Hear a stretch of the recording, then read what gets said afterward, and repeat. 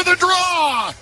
And as the puck drops, the words that DC fans have been waiting to hear since 1974, the Washington Capitals are the 2018 Stanley Cup champions. It's not a dream. It's not a desert mirage. It's Lord Stanley, and he is coming to Washington. 7 years since that Stanley Cup moment in Las Vegas. Maybe their best chance to do it again starts tonight with Game 1 of their first-round series against Montreal. Capital One Arena tonight in Chinatown. The NHL playoffs begin for Washington, and it's been 7 years since they've actually won a series. Grant Paulson's going to join us today at 11 a.m. We'll talk Caps. We'll talk some NFL draft with Grant. Sam Monson from the 33rd team used to be with Pro Football Focus. You'll hear my conversation with Sam at about 11:30. Ben Standig later on in the show at 12. I've got some draft stuff to talk about today. I'm going to start with the running backs. On Friday, I gave you 3 players I don't think Washington will take at 29. Some follow-up to that because a lot of you weighed in on your thoughts and many disagreed, which is fine. This, by the way, is one of the busier sports weeks, on the sports calendar. You've got the NFL draft Thursday, Friday, and Saturday. You've got the NBA playoffs, which are underway, and you've got the NHL playoffs, which are underway. Love this time of year where you've got meaningful games and events basically every night for the next 2 months. This from Dennis. Dennis writes, "Let me be the next one, Kevin, to thank you for your lame suggestion to watch the NBA playoffs. Is there a close game to be found?" There was on Saturday, Dennis. The Clippers and the Nuggets went to overtime on Saturday. I don't think it was a great basketball game necessarily, but you are correct that we have had 8 first-round game 1s in the NBA playoffs, 4 on Saturday and 4 yesterday, and we have had but 1 decided by less than double digits, and that was the Nuggets beating the Clippers, coming from behind, 15 points behind, to beat the Clippers in overtime. Everything else has been blowout city, although last night's Warriors-Rockets game was crazy. The Warriors took game 1, 95-85. I mean, that was a throwback. Steve Kerr said to 1997. It was a throwback to the early 2000s. I mean, lots of defense, lots of ugliness at times, but Steph Curry's brilliance came through. We'll talk a little bit about that game in a bit. I do want to start with the Caps, who get their, Stanley Cup process started tonight. Look, they have not been a very good playoff team during the Alex Ovechkin era, with the exception of one season, 2017, 2018. You go through the years, all right? 2007, 2008, 2008, it was the first Ovechkin playoff season. They lost to the Flyers at home in 7. 2009, they beat the Rangers but lost to the Penguins in a 7th and deciding game at home. 2010, we remember that disaster. First round, Montreal. They haven't played the Canadiens since 2010 in the postseason. Game 7 at home, Halak. Yeah, Yaroslav Halak totally shut him out through that 7-game series. He was lights out, and that was a stunning first-round upset. They got to the second round in 2011, but went out meekly to Tampa in 4 straight. In 2012, they had that exciting, game winner in Game 7 at Boston, but lost at home again in a Game 7 to the Rangers. Next year, lost in the first round to the Rangers in 7 games. Didn't make it in 2014. The 2015 season, Game 7 to the Rangers in the second round. Then it was the Penguins in 2016 who they lost to in 6 games in the second round. And then they lost to the Penguins in Game 7 at home in 2017. They had not, up until 2018, gotten out of the second round, and so many Game 7 losses, several of them at home, before 2018 struck. And look, you go back to that first round series against Columbus, they dropped the first 2 at home and had to come back and win it 4-2. Of course, the Game 6 in Pittsburgh felt like a major hurdle cleared to beat the Pens in the postseason. They went on to win the last 2 to beat Tampa in 7 in the Eastern Conference Finals and then beat Vegas in 5 to win the Cup. But take 2018 out. Man, it's been nothing but falling short of expectations most of the time and doing it in heartbreak fashion. Although, since winning the Cup, losing Game 7 to Carolina the next year at home, another Game 7 loss at home, since then, they haven't been close. Lost to the Islanders in 5. That was COVID. Lost to the Bruins in 5 in 21. Lost to the Panthers in 22. In the first round, and then they missed the playoffs altogether, and last year got blanked in the first round by the Rangers. This feels like pre-2018. I know it's not exactly that, because they do have a Stanley Cup, but they've now gone 6 years without getting out of the first round. One of those 6 years not even qualifying for the postseason. And I had Ted Leonsis on the show 2 weeks ago now, something like that. And I asked him, is there some pressure for Alex to get a second one, or at least to not get eliminated in the first round for what would be the 9th time during his career? And he actually suggested that there was some pressure on him too. I'll tell you what, man, that organization, thank God for 2018, because it could have been one and done against Columbus in that first round. Remember how competitive that first series was? It's the randomness of hockey, man, in the postseason. I get it. I understand. Hockey's crazy. And the puck bounced their way in 2018. They lost 2 overtime games at home and then had to go to 2 overtimes in Game 3 to get their first win in that series against Columbus. And then we're in a Game 5 overtime game against Columbus. They could have easily lost that series. And I know you can go back and point to the series that they've lost that should have gone their way because they outplayed the opponent. But the luck, didn't go their way.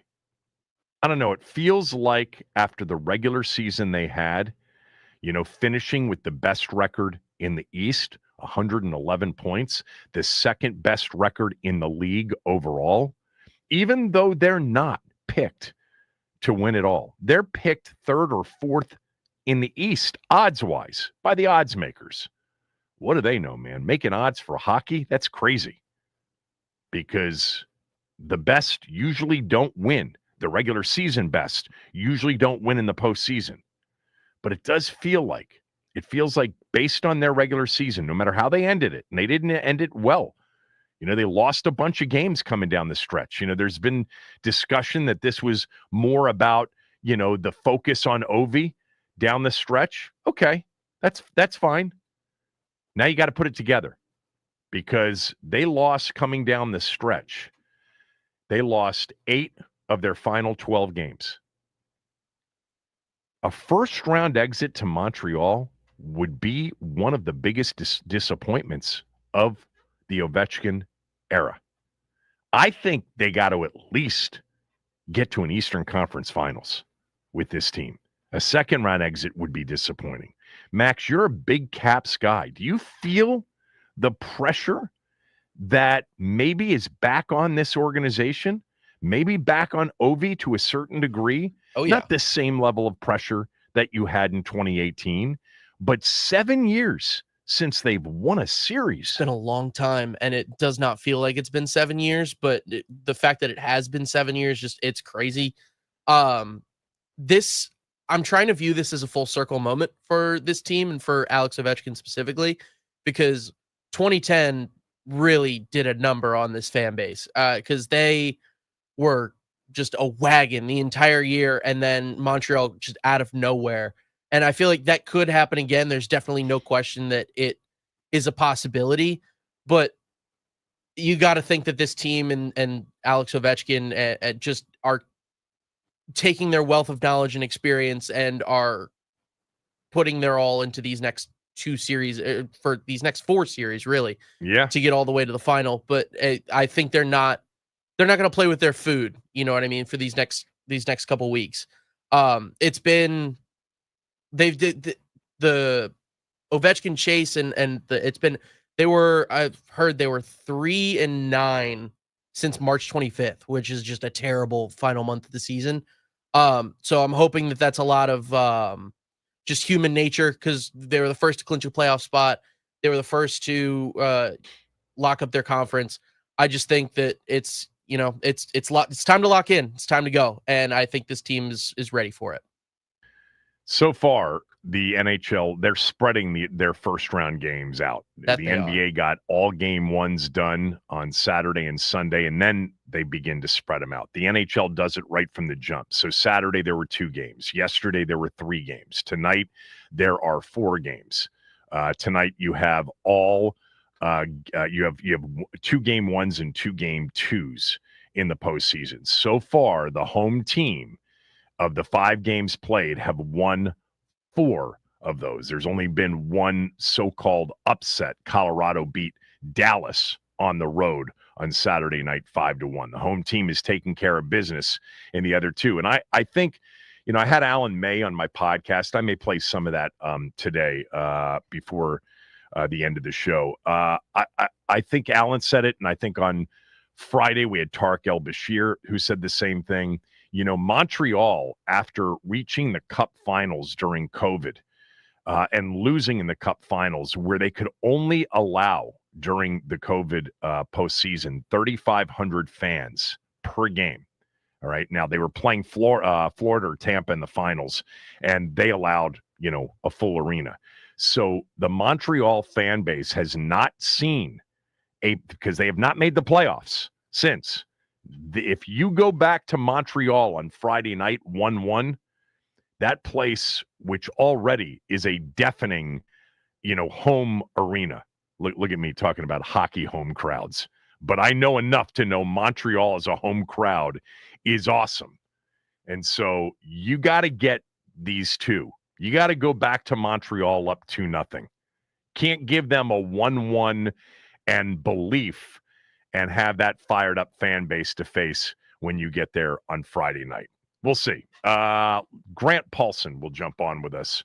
Grant loves the Caps, and we'll talk Caps. We'll talk NFL draft with Grant as well. Now, in terms of, yes, Dennis, the NBA playoffs, the games were just, a couple of things real quickly. Number one is, my God, the OKC Thunder. They won game 1 by 51 points. 51. The score at halftime was 68-36. They had a 32-point lead at halftime. They had a 59-point lead. 59 at the end of 3 quarters. OKC, for those of you who haven't paid attention, and I've mentioned this a few times, they won 68 games in the regular season, and they had the largest margin of victory in the history of the NBA. The history of the NBA. But they're young, and they're inexperienced. They played last year, and they ended up losing a second-round series, close second-round series, but they lost. They have young players, but, God, they are deep. Tell you who played really well for them yesterday was former Terp Aaron Wiggins. He has had a very good season in Oklahoma City. He had 21 off the bench. He's been outstanding this year. The Celtics were down at halftime, but they pulled away and won by 17. The Heat were hanging in there with the Cavs, but they ended up losing by 21. And then last night's game, which was the game of the day, going into the day. You know, Golden State with the experience, with Draymond, with Steph, with Jimmy Butler, on the road against Houston, who finished second in the Western Conference, with a bunch of players that don't necessarily have as much experience. Now, Dylan Brooks and Fred VanVleet have been on big-time playoff teams, as has Steven Adams, who plays off the bench. But this game was nuts. It was intense. It was physical. I don't think I've ever seen the following. A team end up with 22 offensive rebounds, which is what Houston had against Golden State, and they lose by 10. Their offensive rebound differential was 16. They had 22 offensive rebounds to Golden State 6. They out-rebounded Golden State in total by 16 and lost by 10. How did that happen? Steph Curry and Jimmy Butler.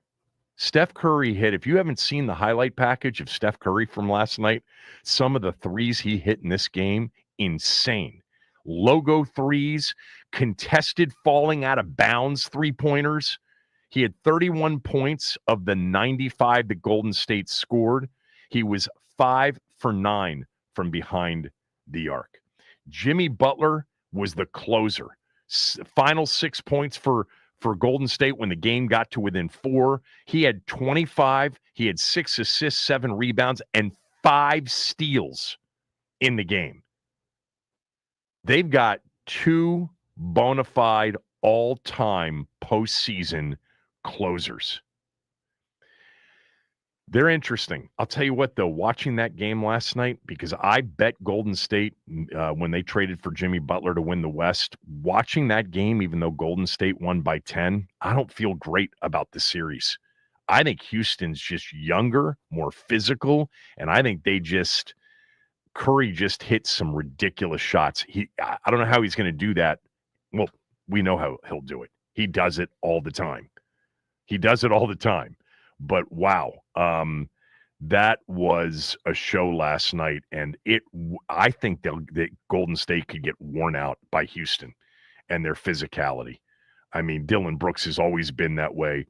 Jalen Green had a terrible game for them last night, 3 for 15, but I still think Houston's got a shot, even though I'm very much rooting for Golden State. Now, as far as the NBA on Saturday, man, you had one great game, the one competitive game, and it was ugly because it was not well played.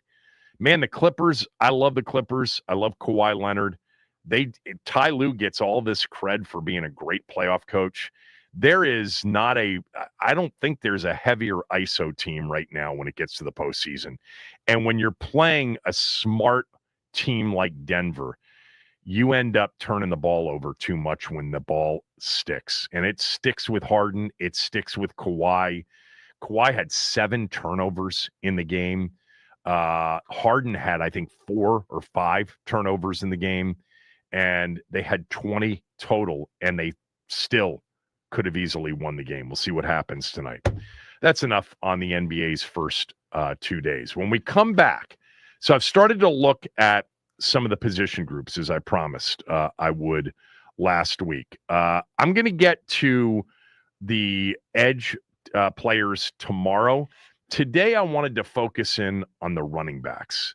Took some time, kind of looked at the backs. If you missed what I said Friday about the 3 players that I don't think they'll take at 29 in the first round, one of them is a running back.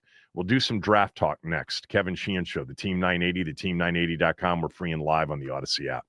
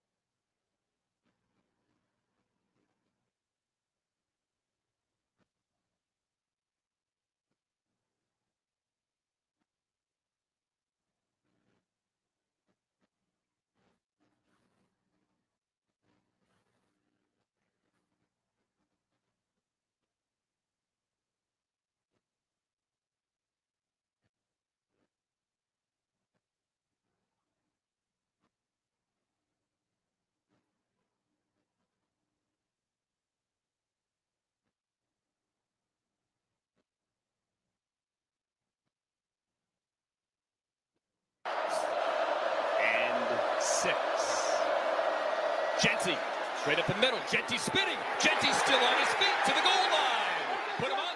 Touchdown.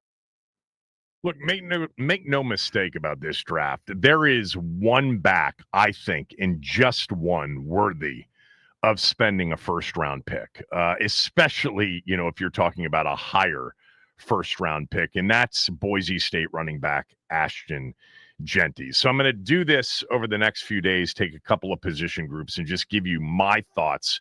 This isn't, analytical film breakdown. This is a lot of watching a lot of college football and then going back and reading some stuff about some of the guys that I really liked and taking a look at some of the guys that I didn't see a lot of.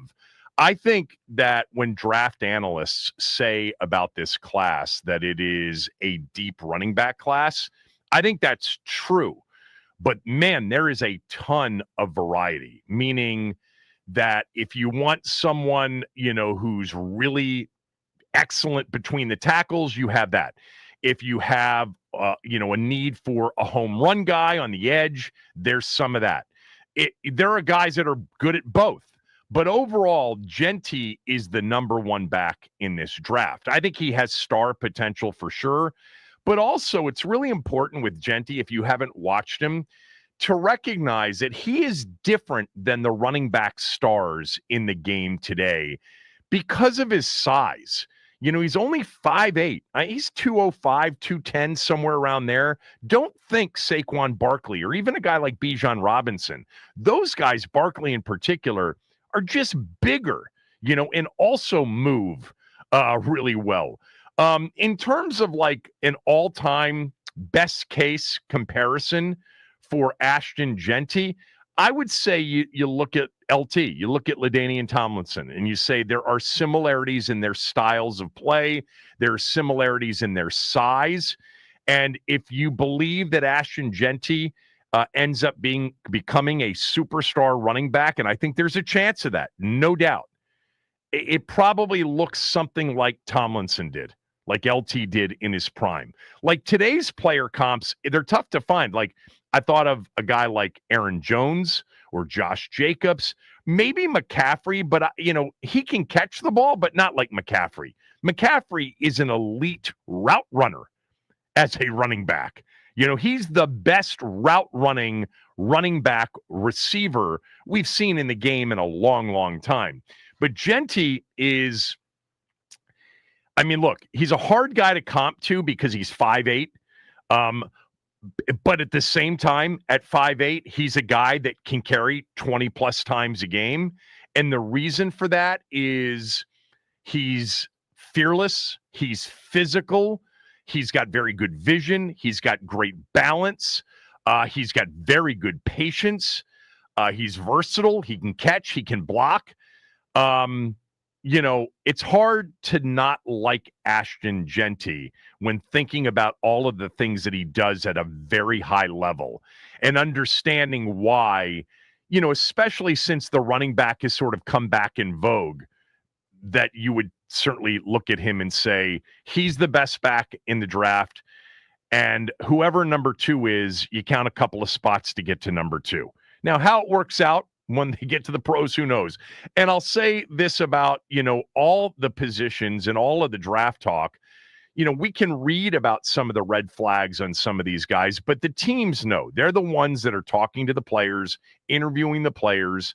They are the ones who are talking to coaches and friends and family members, etc. They're doing the due diligence. We're not. But everything you read about Genty is first class. I think he's got a chance to be special.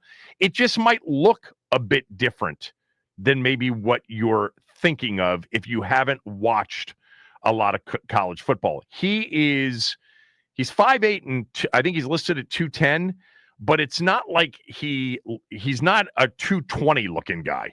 He looks more like he's 200 than 210. But God, is he strong, and he is physical and fearless. I think one of the most impressive performances from him of the season was the playoff game against Penn State. You had a guy in Genty that did not have an offensive line anywhere near capable enough of creating any sort of crease, any sort of running room for him. And when you got to that playoff game against Boise State, remember Boise had one of the, buys, and Penn State knocked off SMU. Genty ran for 100 yards. They were 100. It was 104 to be exact. They were 104 of the toughest yards you'll ever see. It took them 30 carries to get there. And I would say on half of the carries, when you go back and watch that game, there is activity in the backfield almost instantaneously after the snap. How he was able to churn out some of those 1, 2, 3-yard gains from where he started and who was around him speaks to his toughness. So Genty's the number one back. And look, I'm doing more in depth on running backs. I do this every year on backs, but more in depth because I think Washington's going to draft one of these guys.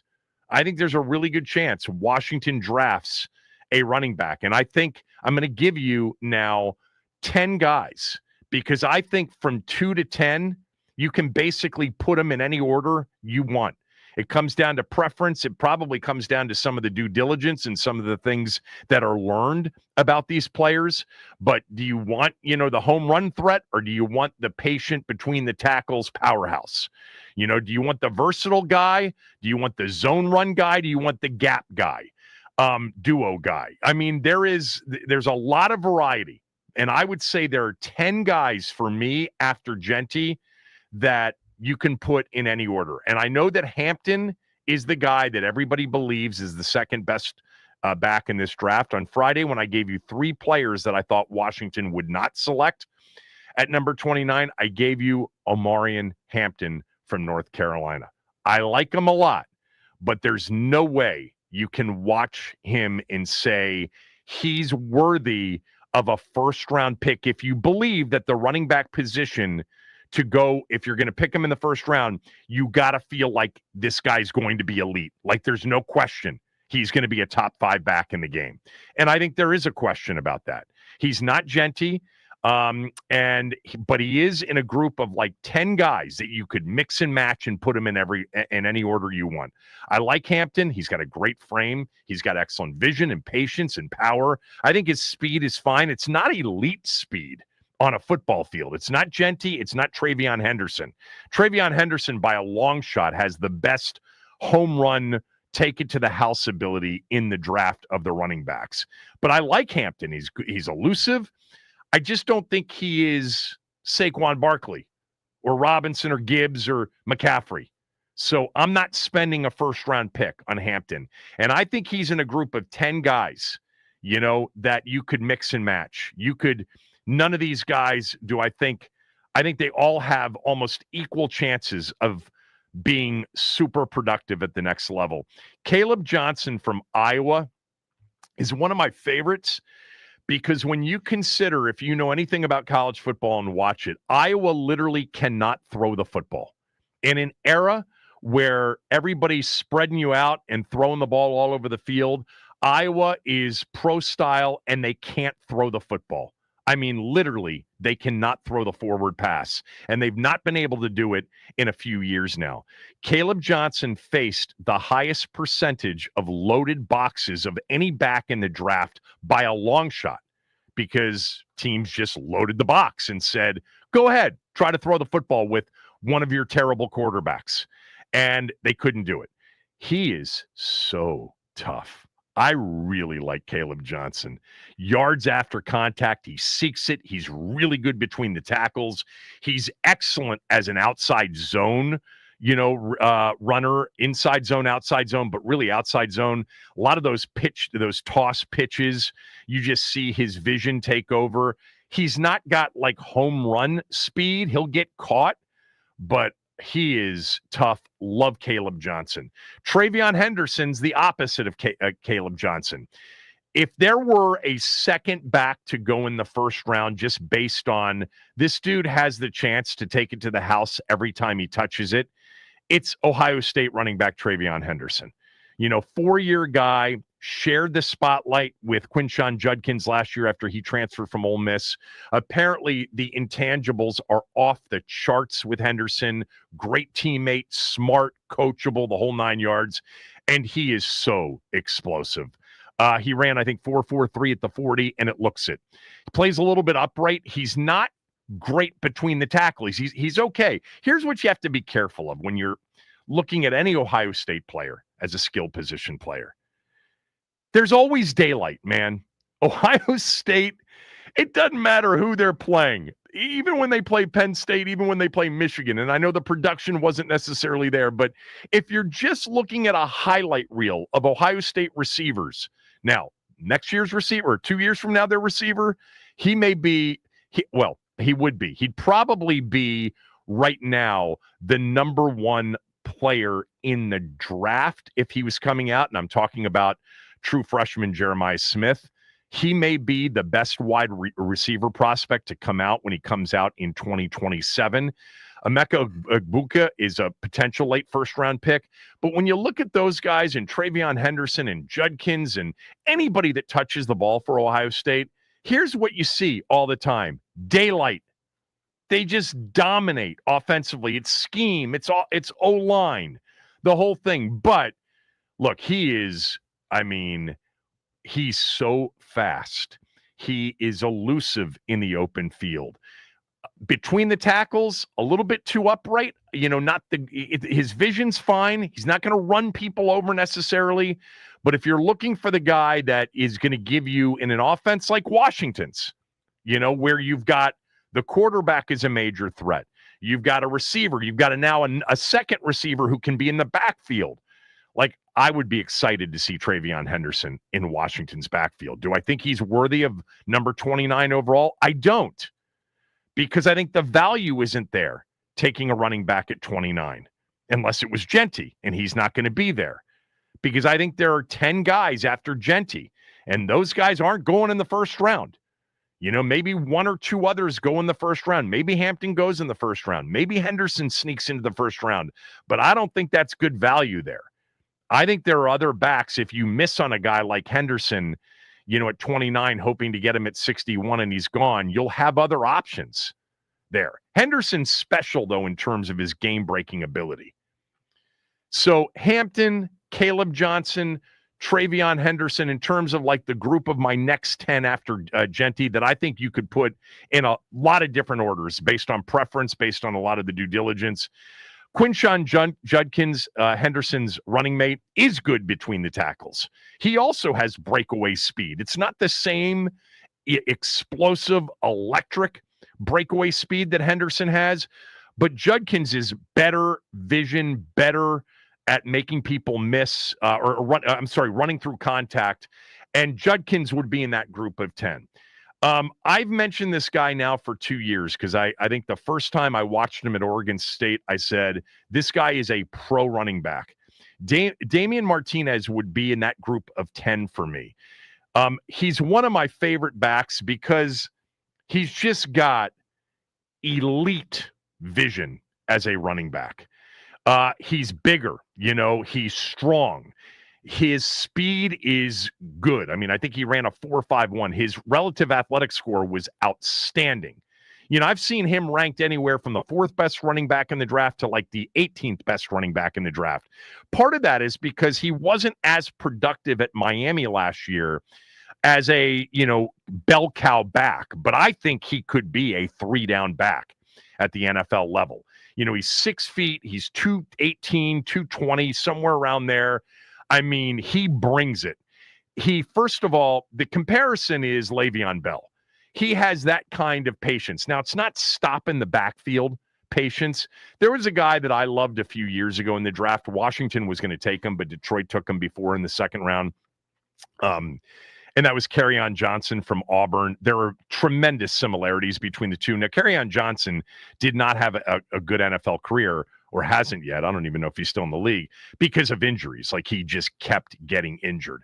But that's the running style. Martinez is powerful, but has really, really excellent feel and vision and patience and feet. He can catch the football. They didn't throw it to him a lot, but he's fine as a screen back because him in open space with his vision is outstanding. I love him. I don't know if you have to take him in the second round.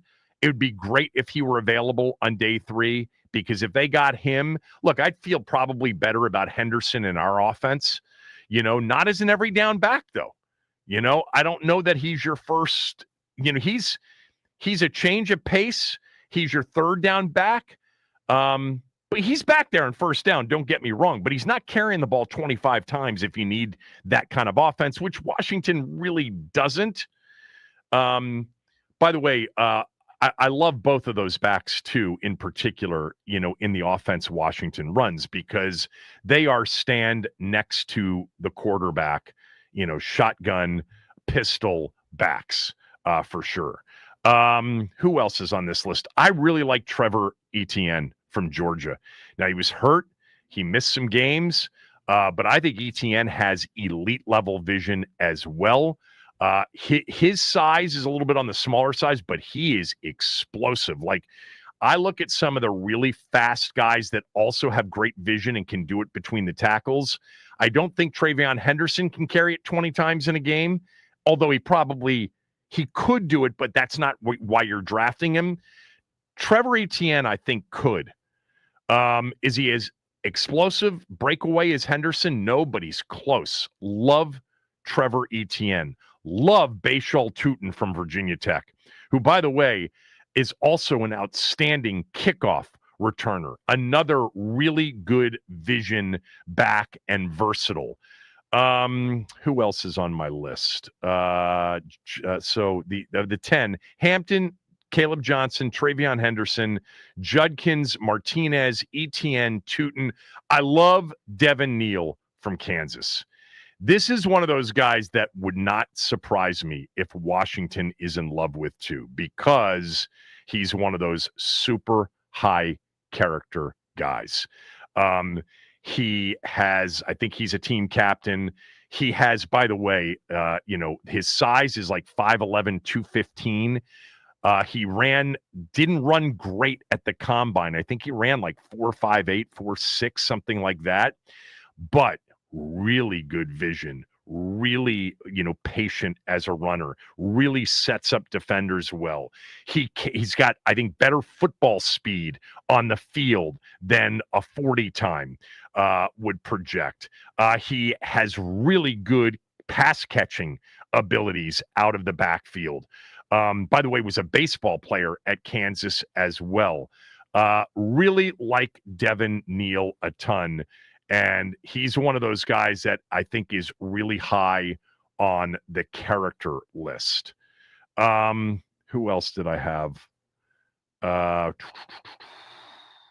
DJ Giddens from Kansas State. Really find him to be incredibly interesting as well. He was basically in college for 4 years. He was not a senior this year. He may have been a fourth-year junior. 6 feet, 215. He ran really well at the combine, ran 4.43, and you see that speed. But another guy that's got good vision and good patience. Got to have that at the NFL level. You can't be fast to the line of scrimmage. One of the things that I almost didn't put him on the list, because I think Judkins sometimes at Ohio State is a bit too fast to the line of scrimmage. I almost took him off this list, but he's so tough and he's got great vision. But DJ Giddens from K-State, is 6 feet, 5'11", 6 feet, 215. There's a lot to like about his anticipation, his vision. He's not the big time, tackler breaker. He's not going to run people over, but I liked him. Taj Brooks, Texas Tech. Love him. Loved him. I loved watching him, over the years. Now he's shorter size-wise, but he doesn't play that way. This is another guy, patient, runs with like really good, vision and pad level.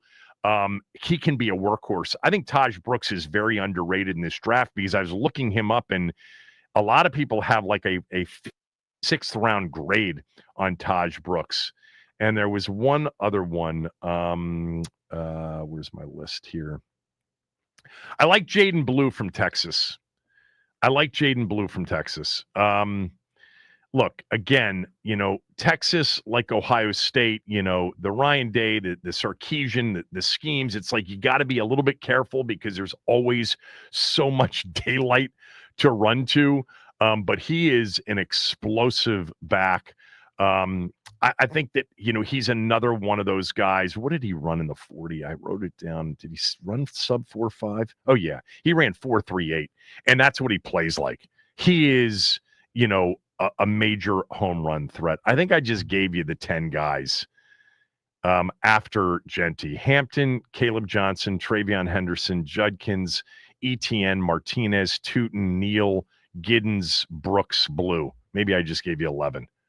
I bet you somebody from that list is wearing a Washington uniform next year at running back. I'm not a big Cam Scatteraboo fan. He obviously was tremendous in the playoff game against Texas. God, he's so tough, and he's versatile. He can do a lot of things. He doesn't run well. I don't think he's got great vision. Ollie Gordon from Oklahoma State's an interesting player because he did not have a good season this year after having a phenomenal junior season at Oklahoma State. Part of that is they just weren't very good offensively. I think he catches the ball well. I think he's versatile. I think the season he had, when you go back and look at the junior season, the problem with Gordon is he's one of these, super upright running backs. Like he runs like, for those of you old enough to remember Eric Dickerson, he's not Eric Dickerson, or like a DeMarco Murray, the upright style. But he's interesting because he can do so many things as a running back. Yeah. I think the guy that, to me, I wasn't expecting to really be blown away by, the injuries could be an issue. He played with a rib injury this year. I think he was injured the year before at Florida. But Trevor Etienne, Travis Etienne's brother, is, I think, going to be a really good NFL back. The UCF guy, RJ Harvey, I mean, he can run. There is no doubt. Lots of space. And he's terrific in space, but he's another guy that, is all a 5'7" or 5'8".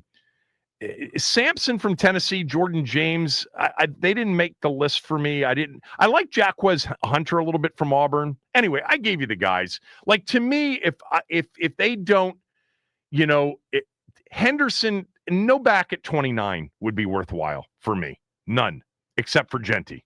He's not going to be there. So I just think I'd be surprised if they take a running back at 29 because of that. Because I think if they're looking at these guys, it's like, okay, if we trade back and we have 2 picks in the second round, potentially, maybe, or we pick up a third rounder, we can get a Caleb Johnson. We can get a Damian Martinez. We can get a Bashal Tootin from Virginia Tech. We can get a Devin Neal from Kansas, a Taj Brooks. We can get them on night 2 or day 3. And I don't think there's a lot of difference.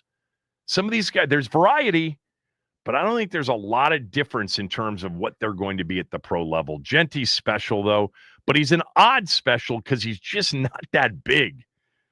But and so you wonder, like, will he, given how many carries he had at the college level, will he hold up?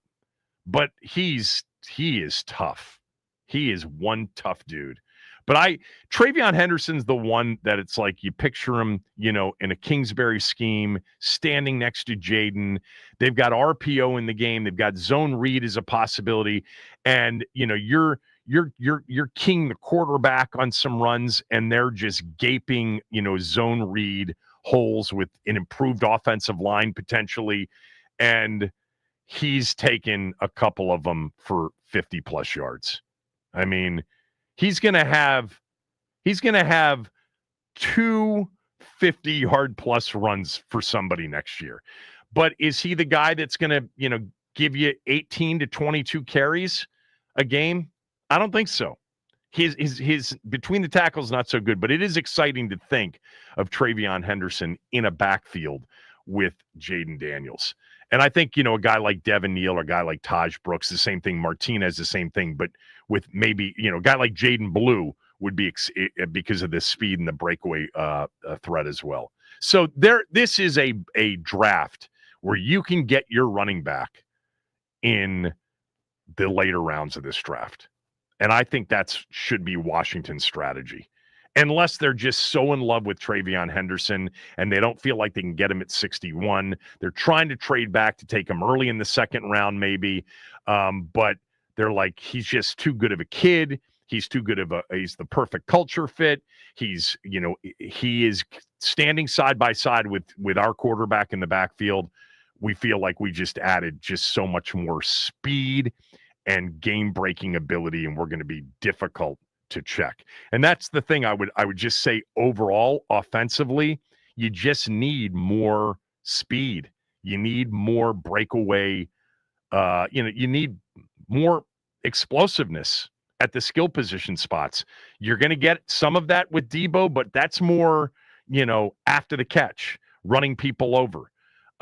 In terms of, lining up with Henderson and Debo and Terry and, and Ertz and Jaden, you got a chance to, have an offense that's really explosive. But again, I don't think I'd pick him at 29. There's just too much depth there. All right. A couple of other things coming up next. We'll do a What Do You Got? And then Grant Paulson will join us at 11. We'll talk caps and draft with Grant. I'll do all of the edge guys that I've looked at on tomorrow's show. Kevin Sheehan Show, the Team 980 and the team980.com.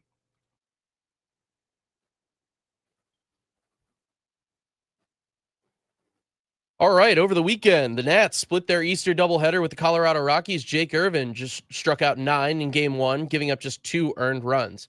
They have the day off today, and will take on the O's tomorrow at Nats Park on 106.7 The Fan. College football, Nico Imaliava has announced he is officially transferring to UCLA. The deal is reportedly in the $1.5 million range when he was making $2.4 at Tennessee. Eagles wide receiver A.J. Brown had his car stolen last night. He tweeted out this morning, "Dear Philly, whoever stole my car last night, I'll make a deal with you. Bring back my car and I won't press charges, or when I find you today, it's going to be what it's going to be. Take it or leave it, my guy." That's not a guy I'd particularly be willing to mess with. And the Caps will take on Ivan Demidov and the Montreal Canadiens in Game 1 of the Eastern Conference first round. They're still a bit banged up. Alexi Protas is out with a cut from a skate on his foot. Martin Feravari is questionable after turning his ankle against the New York Islanders just 2 games ago. Jacob Chikrin will play after being struck in the face by a puck at practice on Friday. And Logan Thompson was the first off the ice at practice just moments ago. Looks like he will be the starter in net tonight. And that's what's trending.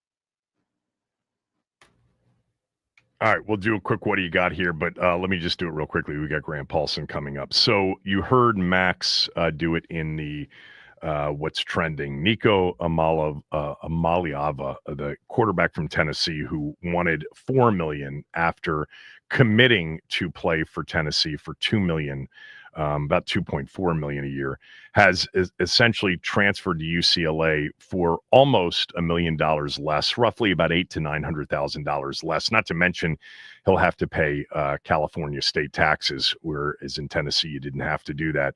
This was apparently, by all accounts, a really good kid who just got terrible advice from his parents, from his handlers. He looks like a villain. He'll be an all-time villain at Tennessee. This was not a split response, even though coaches are leaving left and right and players have now not one opportunity to hit the portal. College football players, if you don't know this, they have 2 opportunities to hit the portal last week and also in December. It's crazy, but they essentially can transfer in December and then decide to transfer again in April. It's insane what they're allowing in college football. It's one thing to have one transfer portal a year. College football is 2. And this guy got terrible advice. You know, in Josh Heupel's system as a true freshman, look, I think he looked, like a true freshman at times. He's big, he's 6'6", he's a tremendous athlete. Tennessee ended up in a playoff game at Ohio State playing in the Big House. He had some bad games. He had some very good games. He was a freshman. The situation was great. The fan base was great. He had committed to $2.4 million per year. And then once he entered the portal after he wanted $4 million a year from Tennessee, because that's the going rate for people like Nico right now. That's the going rate.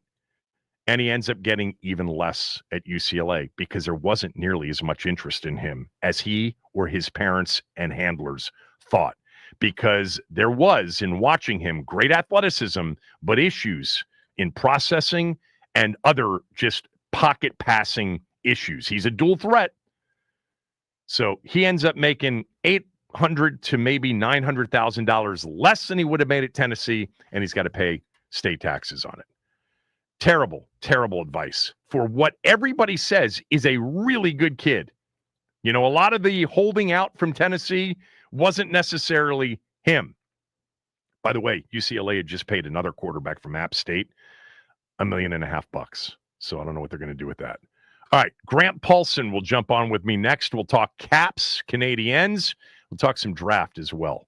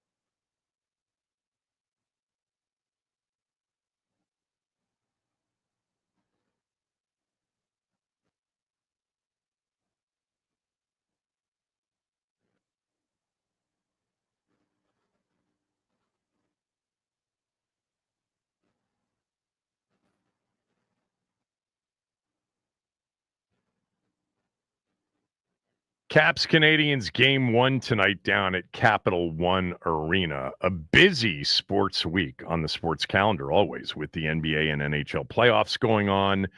And then the NFL draft at the end of the week. Thursday night, we'll have all-day coverage, all-night coverage right here on the Team 980. And the Caps don't play Thursday night, right, Grant? It's a Monday, Wednesday, Friday schedule, so no conflict with the first round of the NFL draft. We'll talk some draft. But as all of you know, Grant hosts with Grant and Danny on 106.7 The Fan, 2 to 6:30 every day. You can follow Grant on X, on Twitter, at Grant Paulson. Is there pressure on this team to go deep into this postseason after 7 years of nothing following the Cup?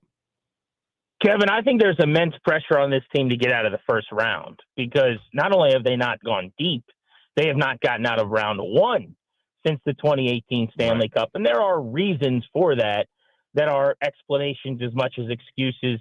They've had some pretty serious injuries. They were in a great spot in a series against Carolina the following year, and TJ Oshie on a pretty ugly hit by Warren Fogle was lost, and it changed the series. They had the COVID year where, it was kind of a crapshoot and you're playing in a neutral site.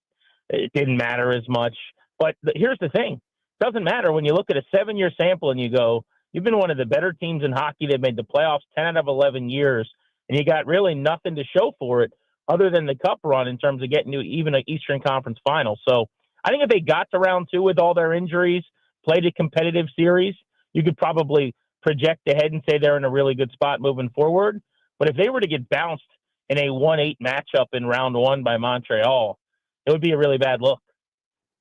Why do odds makers not give them much of a chance? They're the 3rd or 4th odds choice in the Eastern Conference, like the 7th or 8th overall to win the Cup when they had the 2nd best record in hockey.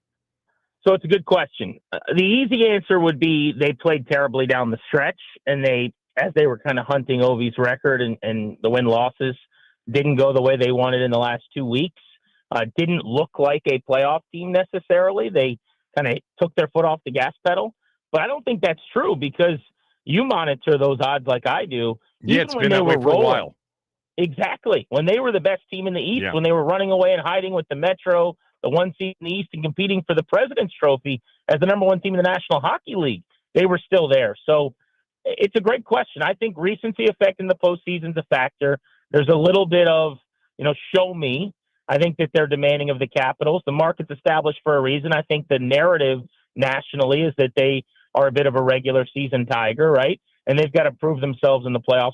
But the last thing I'll say is, and again, this is maybe not reflective of the odds changing, but I think if they were fully healthy, it would look different. They're without their top goaltender in game 1, very likely Logan Thompson.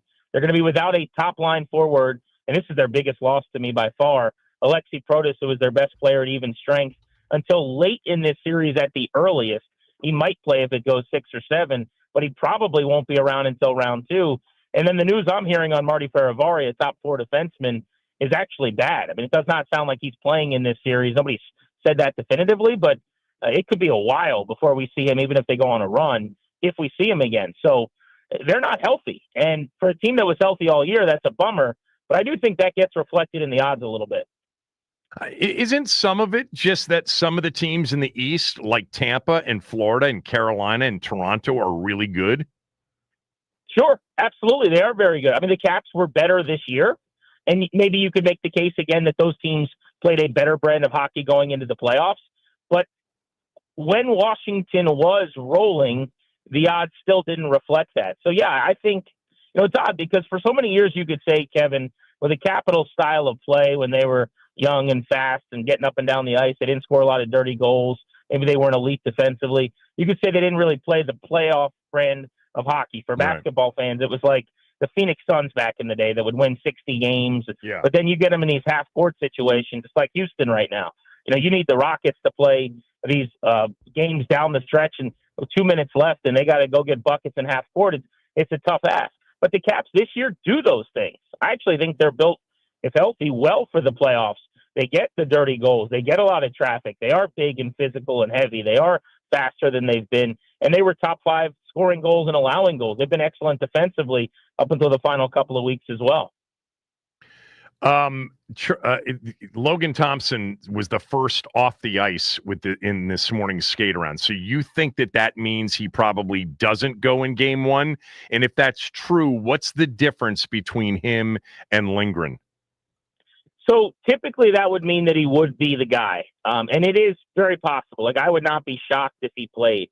But Lindgren has been the starter down the stretch while Thompson was hurt. He has not played in a game in weeks. He is healthy and close to 100%, it sounds like, based on what people that were at practice saw and told me this weekend. But the plan, as it was kind of passed along to me in a game of telephone here recently, was more likely that Lindgren would get the assignment in game one. They'd kind of see how that went, and then Thompson would be available into game two. Now, if he's just 100%, he's their best goalie, and he should start. And maybe that is going to be the case. Again, I wouldn't be shocked. I've just leaned Lindgren because he had one very good start to end the season. They finally got him where they wanted him to be going into the playoffs. The difference, to answer that question, Kevin, is Thompson's much more trustworthy. You know, they stockpiled their wins with him in net. When he was at his best this season, going back to the winter, he was the second best goaltender in hockey outside of Connor Hellebuck, who's going to win the Vezina Award as the best at the position. And Thompson has been a part of a team that made a cup run in Vegas. I mean, this is an outstanding postseason caliber netminder. Lindgren's a fan favorite. He's great in the room. He had an outstanding year last year.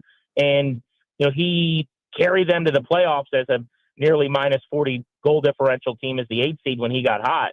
But he has not played at that level this year. And I would say there's a sizable difference between the two. I don't know that all the reporters that cover the team would agree, but my opinion is Thompson at his best is considerably better than Lindgren. He's rebound control, just more confident.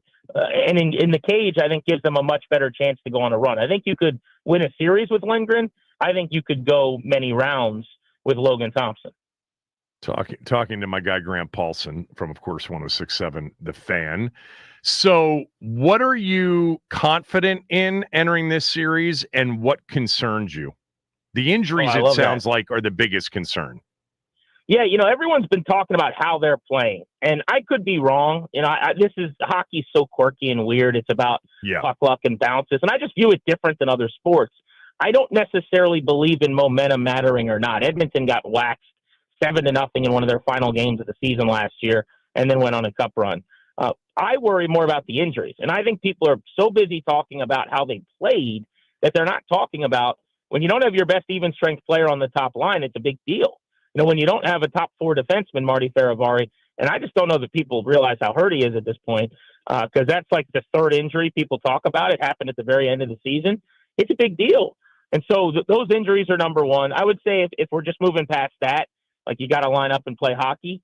My biggest concern would be the top line for Montreal, Cole Caulfield and Nick Suzuki, their leading point getter and their top offensive players.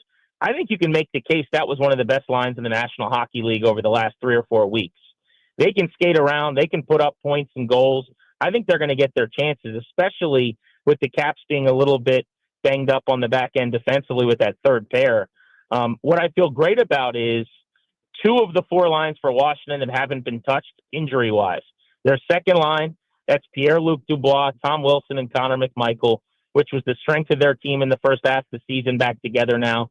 I think those guys will be excellent, and I hope they put that PLD line, which is their best defensive line. He's one of the better two-way players in hockey, on that Suzuki Caulfield line that I just mentioned. And I feel really good about their fourth line having a big series. That's the Nick Dowd-centered line with Brandon Duhaime on the back end. They're moving Taylor Radish back down. I think you got to get production out of Anthony Beauvillier, who's going to be on the top line with Alex Ovechkin and Dylan Strome. He's filling in for Protas. And that third line, Kev, so that's Ryan Leonard, the rookie you've heard so much about from Boston College, centered by Lars Eller, who helped win them a cup years ago, has left and come back, but just really hasn't played at a high level. I'd say he's one of their weakest links this year. That line with Andrew Mangiapane, who makes $5.5 million, was okay, but probably didn't live up to the money. One of the few off-season additions that wasn't an A+. It was probably more like a B- or a C. That's going to be maybe the story of the series. Can they get anything out of Leonard, Eller, and Mangiapane? But I feel great about what they call lines 2 and 4, and I think it's their best 2 most consistent lines. All right, one quick question about Montreal beyond what you've said. What about their goaltender, Montremblant?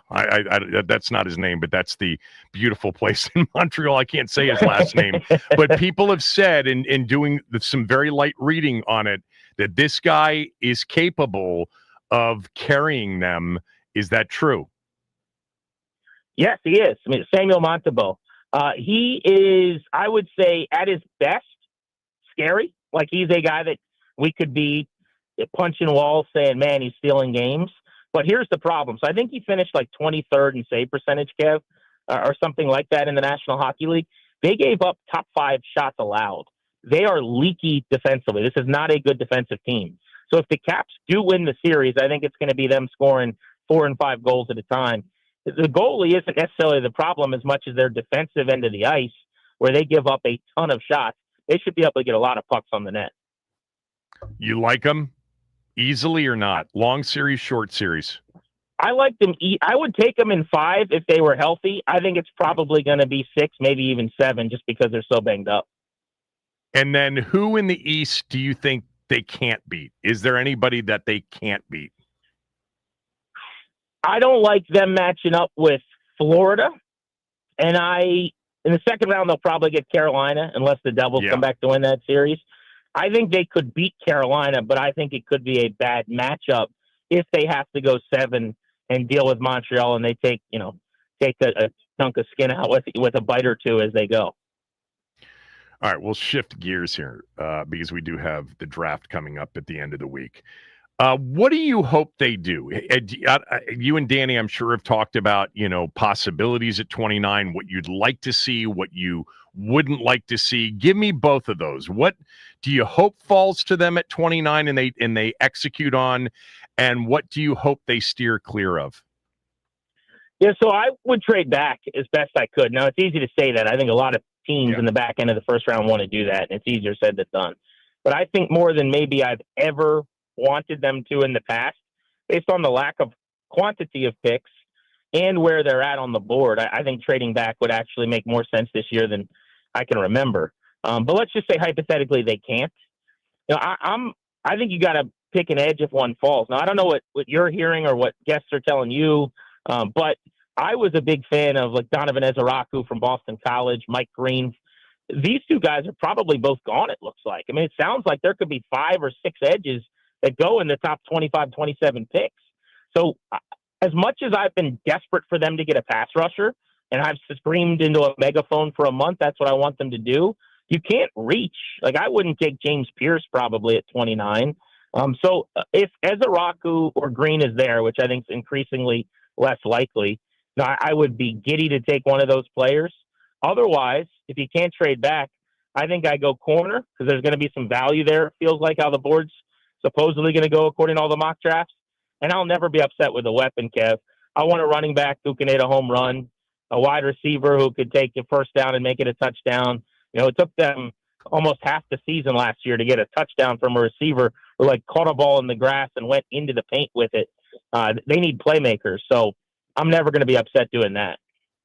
Yeah, I think Green doesn't make it anywhere near Washington. And if he does, then the red flags on him are, worth paying attention to. And Ezeraku, there's a chance, but you might be right. His pass rushing ability might mean he's beyond that, or he goes before 29 overall. By the way, I was sitting here looking at your Twitter because you wrote something over the weekend, changing subjects again about the Nats. I didn't know this. You were watching the game. I wasn't. But this is the second time I think this has happened, and I'm curious as to why you think it's happened. But you tweeted out, if James Wood isn't hurt and Davey pulled him in the 7th with this bullpen in a game in Colorado, that's just bad. Sorry, there's a double header tomorrow response, don't care. Stop pulling your best player. He did this in the Dodger game when they had a lead, but it was the Dodgers and the heart of the order was coming up, and they pulled him for defensive purposes, and he was due up second in the bottom of the 9th. I actually asked, I think I asked Zuckerman and I think I asked Tommy, isn't that a big deal? Why would he do that? He's their biggest threat. And they said, well, defensively, they had a lead. So you feel the same way, that it doesn't make any sense to pull him. Spell out the game situation in that moment when he pulled him. Yeah, Kevin, it's egregious. I mean, I don't know it. I don't know how someone could argue opposite, because it's not like they're putting Andrew Jones in defensively. They're putting in Alex Cole. You can tell me he's a little bit better than James Wood, maybe. Like on a 20-80, maybe he's a 50, 55, Wood's a 45, 50, whatever. But it's not that different. And you referenced the Dodgers game. The problem that was so annoying about that was, as you said, he was due up second, and I think it was a 1. At most, it was a 2-run game. I think it was a 1-run game. It was a 2-run game. It was 6-4. Yeah, with the worst bullpen in the sport, and the Dodgers, as you said, heart of the order coming up. So if you would have gotten back to the point where you need Wood to hit now bottom 9 and it's a call, that's malpractice. But in this specific situation over the weekend, it was the 7th inning, and yes, they were up huge. So you could say, well, it was 12-2. If anybody's ever seen a game at Coors Field, there's more 6-run innings in that ballpark than there is anywhere in the sport. And with this bullpen, if you want to do that maybe in the 8th or the 9th, I suppose I get it. But I don't like it, period. Again, you're not upgrading substantially defensively. James Wood's being treated as if he's some liability in left. Is he? That's my question to you. How bad is he defensively? When he got called up last year in left field, which he had barely played, he was bad. He was not reading things well. It looked bad. And if you wanted to pull him out of games then, I guess you could have. He has made major adjustments. This was the guy that played center field in the minor leagues. He is a great athlete. He should ultimately be an above average defender. I don't think he is one yet. But again, if I'm saying, like, at best, if you want to say he's a 5.5 out of 10, Alex Cole's not better than a 6. By the way, Cole came in, misplayed a ball with the bases loaded, and 3 runs scored because it got all the way to the wall. But there's a larger point, too, where if I were to concede that, let's say he's a bad defender, which I don't agree with, what teams pull their best players regularly? Who does that? I mean, just from a relationship building standpoint, just from a young star, they're giving the kids bobblehead away on Tuesday and Wednesday, the face of the whole damn thing. What team is pulling their best player a few times a week defensively? It doesn't happen. And he is not an albatross. That's my frustration. It's not like he's standing out there with a pot or a pan on his hand. I just don't get it. Yeah, that Dodgers game, I remember thinking that doesn't make any sense with the heart of the order coming up in him. It's the Dodgers. Your bullpen sucks. You almost have to assume that it's going to be tied or you're going to be behind in the 9th inning. Now, if it was 12-2, I don't think. I mean, you said it in the moment. It looks like you tweeted it out in the moment. I would not have thought of that at 12-2, even in Coors Field. But still, because it was the 7th inning, right? Like you're talking about essentially the middle of the ball game. Like had he done it in the 9th, I would not have even been bothered. Certainly not tweeted. But it's the 3rd time this season he's done it. So to me, there's this philosophy as if they need to get him out of the game defensively, and everyone's like, "Well, they have a doubleheader tomorrow." A, he's 22. B, they were off on Friday. C, they're going to be off on Monday. Like, this is not about rest. He's fine. They clearly think that they need to play Alex Cole. Why don't they do that with C.J. Abrams at shortstop? With Nassim Nunez, who's an elite defender? Why don't they do that? They haven't done it once with Ahmed Rosario at third base. I don't understand it. Yeah. By the way, and looking at the box score, when they took him out, he was 3 for 5 with 4 RBIs and a 3-run homer. And in that game, how about Dylan Cruz? Good for him. 2 homers in that game in that 12-11 win on Saturday. Man, did he need it. He's been struggling. Yeah. He didn't have an extra base hit, Kev, until that game. And then he hit 2 homers, and those were not like cheapy Colorado homers. I mean, opposite field, right center. And he hit a double as well. He's got a 6-game hitting streak, so he's finally getting it going. All right, you guys are where today? City Tap House, Penn Quarter. You and Danny doing the show there, right? Yeah, we're fired up. We're actually going to be giving away Caps tickets on site for people coming through for later in the series. But yeah, it's 2 blocks from the arena. Yep. So if anybody's going down to the game, they got great Caps specials, and people will be rocking their red. All the bartenders wear Cap sweaters, so it's going to be a good atmosphere. 901 9th Street Northwest, literally a block and a half, 2 blocks from the arena. Go down and see Grant and Danny. Thanks for doing this. I'll talk to you soon. All right, my pleasure, Kev. Be good, man. Yep. Grant Paulson, everybody. When we come back, Sam Monson from the 33rd team. We'll talk NFL draft with Sam. Kevin Sheehan Show, the Team 980 and the Team980.com.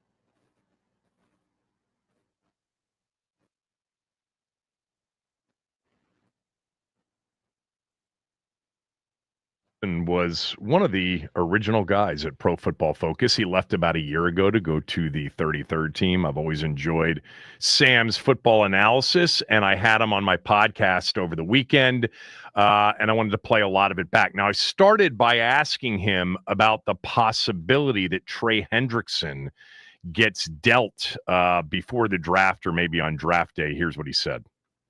I don't, because I think the Bengals still desperately need him. They tried to sort of future-proof that position a couple of years ago with drafting Miles Murphy in the first round. That hasn't worked out. And if they didn't have Trey Hendrickson on last year's defense, it would be one of the worst defenses the game has ever seen. Even with him playing at an all-pro kind of level, it was a terrible defense. So I think they need to keep him around. I think there's a deal to be done that makes everybody happy, even with the contracts they've already handed out. So my gut reaction is they still figure out a way of making it work. All right, let's talk draft. Travis Hunter is the best player in an NFL draft since who? I think it's hard to quantify how good he is, because what makes him special is unique. He wouldn't be the best wide receiver in last year's draft. He wouldn't be the best cornerback in a lot of drafts. But the fact that he's in the conversation for both at the same time is, it's not quite unprecedented, but you have to go back to like the 60s when players were two-way players regularly. Since the NFL went to multiple sides of the ball, everybody playing one side, we really haven't seen a player like Travis Hunter come along. Guys have come along who have dabbled with both, played a little bit on one side of the ball while playing predominantly on the other, Champ Bailey or Charles Woodson or Chris Gamble. That's happened before. But we haven't seen a guy that's been an every down starter on both sides of the ball and arguably a top 5 player in the nation at both of them at the same time. It's completely ridiculous. It's basically unprecedented in the modern era, and that's what makes him great. And a big part of that question is, how sustainable is that in the NFL? It shouldn't have been sustainable in college, so he's already breaking new ground. But we don't know yet what this is going to look like in the NFL. All those other guys that dabbled with it in college were fairly well shut down in the NFL and just turned into, one side of the ball players. Maybe they would get a couple of snaps here or there on the other side of the ball, but effectively they became just a specialist on one side of the ball. It sounds like the NFL is going to give Travis Hunter a legitimate shot to play both ways in some capacity. And that unknown, the level of the some capacity, I think is what determines how great he can be. If he's able to do something approaching what he was doing in college in the NFL, it would make him one of the greatest players in the game. If he becomes, a player that basically plays almost all of the snaps on one side of the ball and then a handful of plays on the other side, it's still valuable. It's still incredibly impressive, but I think it's a lot less generational and sort of awe-inspiring than the potential of what he could do if he was allowed to do what he did in college. Well, what should he focus on at the NFL level? Which side of the ball? It's tough because, look, if it depends what the goal is, right? If he wants to maximize his potential, I think wide receiver earns more money than cornerback. That's just a reality. I think he's a better wide receiver than he is a cornerback. So everything would be pushing you towards playing receiver first and figuring out corner second. But, there are teams that have the greater need at corner. And I think it's easier if you're going to play him two ways to some degree, it's a much easier balancing act to have him as a full-time corner and then put him in there for some snaps on offense than it is the other way around, where, teams very, very rarely have a defensive back on a sort of pure pitch count. You have sub-package corners, nickel backs, dime corners, those types of things.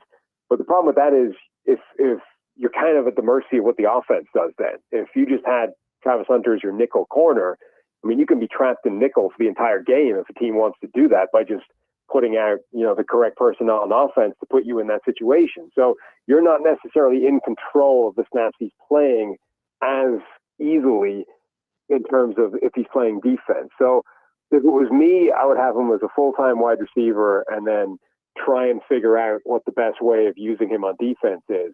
But I think that's where he's at his best.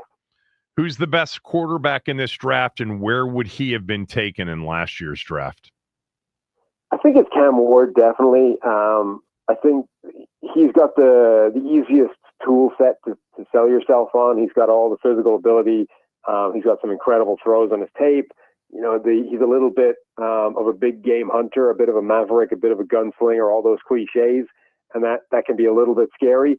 But I think he would be up in the conversation with the sort of second tier of the top six last year. I mean, so many quarterbacks they all went early, but even with that group, it felt like there was a fairly strong consensus that it was the top three: Caleb Williams, Jaden Daniels, and Drake May, and then the next three, J.J. McCarthy, Bo Nix, and Michael Penix Jr. sort of came out of nowhere to be in that group as well. I think he belongs in that second group somewhere. And obviously those guys ended up getting squeezed much tighter together than people thought they would. But I think he would be in that collection of quarterbacks a year ago. Where does Shedeur Sanders go? That's the big X factor in this draft. You know, you can make a case that he should still go 2 or 3 to one of the two really quarterback needy teams in Cleveland and the Giants, even with the sort of veteran additions that they've made. But if he doesn't, and if teams do think that, you know, there's not enough sort of physical special tools there, and he starts sliding, there aren't that many teams that it makes sense to halt that slide for a while. You know, the Saints obviously at 9 are the obvious ones. The Steelers that we talked about, if Rodgers doesn't sign with them, might be forced into doing it. And if either one of those teams thinks a different quarterback is QB2 in this draft, I mean, Sanders could seriously slide. On the running back conversation, how many go in the first round, and what's your philosophy now on running backs in the first round? My hunch is probably 2. I could just about see 3, but I can't see any more than that. I think something like the answer is probably somewhere between 1 and 2. I think ultimately, if you think the guy is special, I have no problem with drafting a running back in the first round. If you don't think he's special, particularly in this year, I think it makes all the sense in the world to wait, because there's a lot of talented running backs that are going to be available on day 2 and even day 3. The question to me is not so much would you take them in the first round, it's number one, what is the opportunity cost? What are you leaving on the table to take the running back?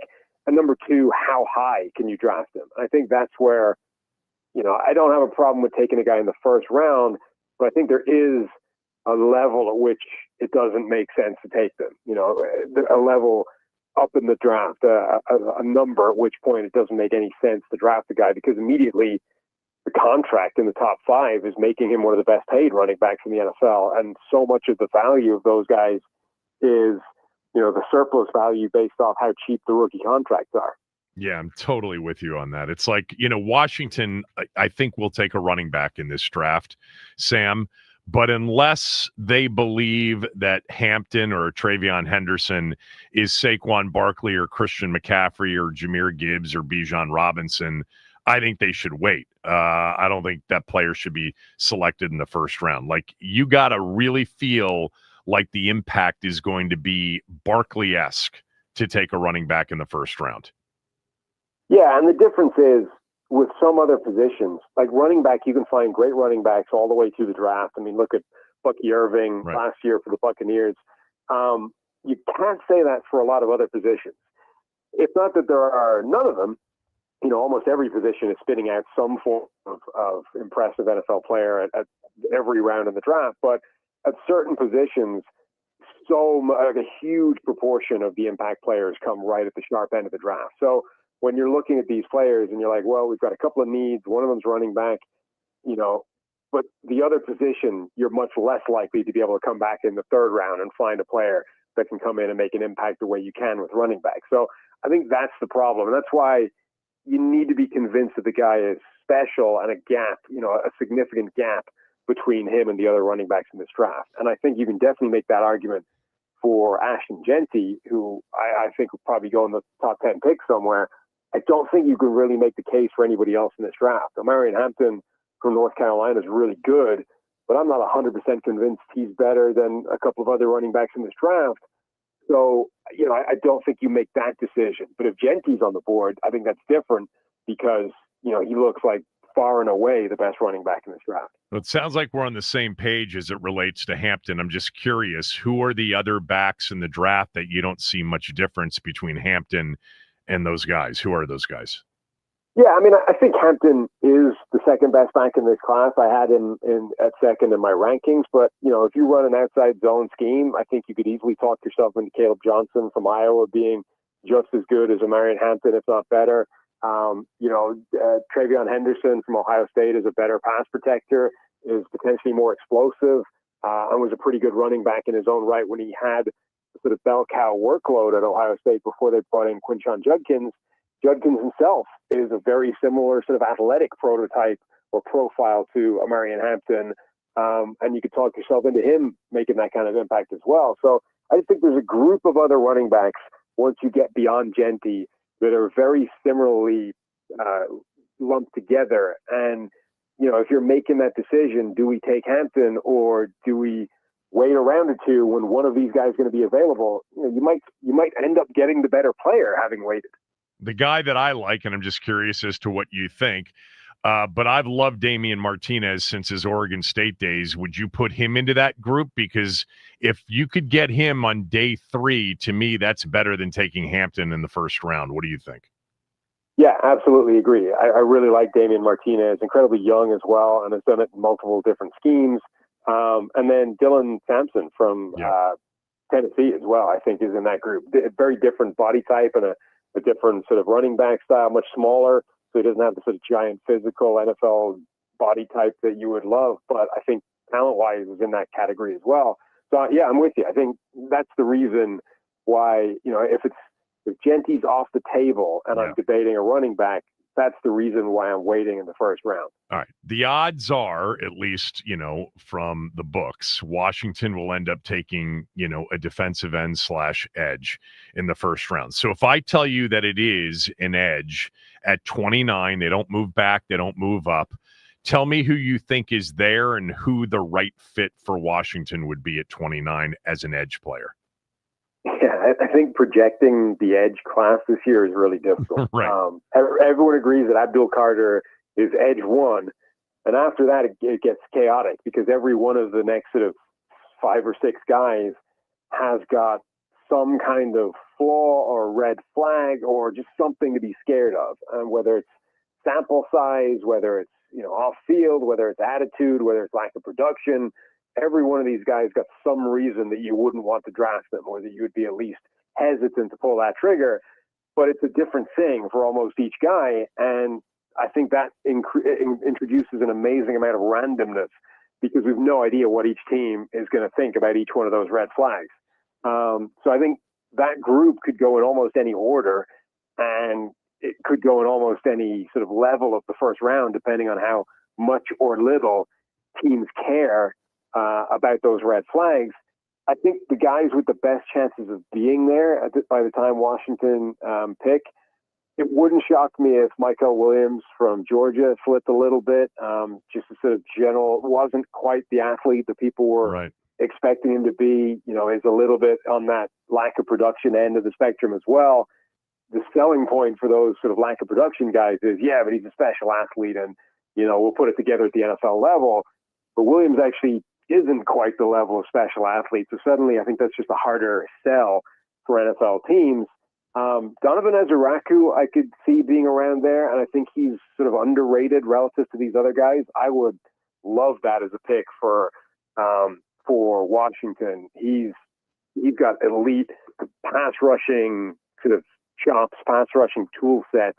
I think he can play against the run as well. I think that part of his game is a little bit underrated. So I think he could be there. And then depending on, I think James Pierce is a big X factor. He's got mid to high first round tape, but there's a lot of the swirl about him is it's off field in the kind of work ethic attitude world. It's not necessarily legal trouble. It's not, drugs, none of that stuff. It's like, why was Tennessee not playing him every down? There's a lot of sort of talk about that he didn't necessarily commit to it full time in a way that's above and beyond. Sometimes you hear that from scouts whenever a guy has like a hobby, or enjoys basketball or something ridiculous. It's like, well, does he really love football? That's crazy, but it's stronger than that with Pierce. And I wonder how much that's going to scare some teams away. It wouldn't shock me if Pierce fell out of the first round entirely, but equally, if he's there, I mean, his tape justifies that selection. Yeah, I talked about this in the open. He's one that I would be very surprised if they took for those reasons. I mean, this is a team last year that 7 of their 9 picks were team captains as they were trying to change their culture. So, you know, I kind of, I like Azareco. I just wonder whether or not he's ready to be an edge-setting defensive end against the run versus more of just a specialized pass rusher to begin with. And they got gashed, Sam, last year against the run, especially, sort of C-gap and outside. They really struggled to set the edge. And I'm curious as to whether or not you think there's one guy, in that first early second round area that is head and shoulders above the others as a run stopper. Yeah, I mean, I think the two guys that are sort of billed as the physical freak shows, Shamar Stewart and Michael Williams, I think those are the two best run-setting edge defenders in that kind of area. Shamar Stewart in particular, we can all debate what he can become as a pass rusher and how concerning the lack of production is. The one thing I think that's pretty not even up for debate is that guy is a dominant run defender. He's incredibly powerful. He is able to just explode through offensive tackles, drive them into the backfield. If you drafted him high and had, no real interest in his pass rush, and you said, look, you're going to go out there, you're going to absolutely murder the run, and then when we get to a passing down, just bull rush through the tackle, I think you would have a productive player. Cornerback, who would be there and who would be worth taking at 29? Corner, I think you're going to be in a good area there, depending on what exact type of corner you're looking at. But I think that's where there's a group of guys that are going to be available at that kind of spot. And it's sort of which one teams are most enamored with, whether it's Trey Amos from Ole Miss, Azariah Thomas from Florida State, Maxwell Hairston from Kentucky, Shavon Ravel. Press man teams will love him as well. I think he's a potential possible first-round player. That whole group of corners, I think, are going to start coming off the board towards that end of the first round into the top of the second round. I really like Amos. I think Azariah Thomas is a very good player as well. And then Hairston has got crazy potential because of all that speed and explosiveness he showed. I noticed that you had Benjamin Morrison from Notre Dame ranked really high on something that you did recently. He's a team captain. He's one of those high character guys. Is 29 too early for him? It kind of depends. He's a big X Factor player because it's all going to come down to the medical history with him. Right. I think he's got first round tape. I think he's got first round character. He's the most technically sound cornerback, I think, in this entire draft. But he has multiple, not just hip injuries, but hip surgery in his history. And hip surgery for a cornerback is a pretty scary thing. So look, none of us are doctors, but that's what the evaluation is going to come down to. If your medical team signs off on him and says, look, these were 2 freak injuries, they're dealt with, he's recovered, he's good to go, and they're not going to recur, I think you could easily justify Benjamin Morrison being drafted at the bottom of the first round. I think he's got that ability. But if that's something you're scared of and you say, look, these are going to come back, or, this is going to be a reason that he's not the player that he used to be, his hips are going to be tighter, his fluidity of movement is not going to be what it was, all these things, then you're going to have to drop him. And you have to say, look, he's not the player that he was when we were evaluating this tape. The 2 safeties that are projected potentially in the first round, Amano Uri from South Carolina, Starks from Georgia. If I told you they took a safety, which one should we be most happy about? Honestly, I think both of them are extremely good players, very different players. Starks, I think, it works in more schemes than Emanwari does.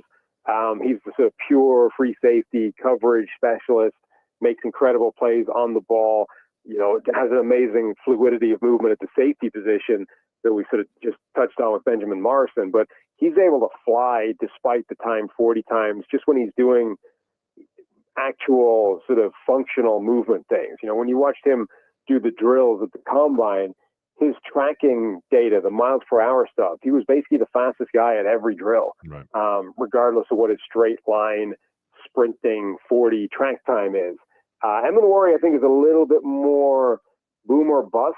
Obviously an incredible physical specimen, absolutely blew up the combine in terms of measurements and speed and explosiveness. His tape, I think, is a little bit more inconsistent. Doesn't always play to those physical gifts, but I think both guys have clear first-round ability and would fit into that defense. Two more for Sam Monson. Wide receiver at 29. You know, they've got Terry McLaurin. They added Debo in the offseason. They brought back Noah Brown. They schemed everybody open last year in the Kingsbury offense with Jaden. If it's a wide receiver at 29 and they're looking for, you know, somebody to really complement Terry long term, who is it? Yeah, that's tough. I think that wide receiver class is kind of chaotic as well. You get beyond the first couple, then we get into what's your flavor, what type of receiver you're looking for. I think Jaden Higgins from Iowa State would bring something different to that receiving core from the guys you just mentioned. He's got size, he's got length, he's got the ability to win inside and outside. He can be a true X wide receiver. Somebody like Luther Burden brings utterly ridiculous run after the catch ability. I mean, when the ball is in his hands, he reminds me of prime Odell Beckham Jr. back with the Giants. You know, just this incredible tackle breaking, you know, yards after the catch machine. But I think he can run some routes as well. I think he's being slept on a little bit because of the season he's coming off. You know, a guy like Jalen Knoll from the other Iowa State receiver, incredible sort of vertical deep speed from the slot and can operate horizontally as well. I think there's a lot of options for them that would make sense at that kind of spot. You know, it's interesting that you brought up Luther Burden. He's been one of my favorite players all year long, one of my favorite players until, you know, they traded Jahan Dotson last year in part because he took plays off, you know, during the season leading up to it. He didn't play to the whistle. Quinn basically wants guys that'll dive on the floor for loose balls. And I love Luther Burden with the ball in his hands. I mean, I think he's not Tyreek Hill, but he is really dangerous that way. But I just wonder whether or not they're going to love the kid overall as, you know, kind of a grinder and a gym rat. That's kind of what this organization seems to be looking for.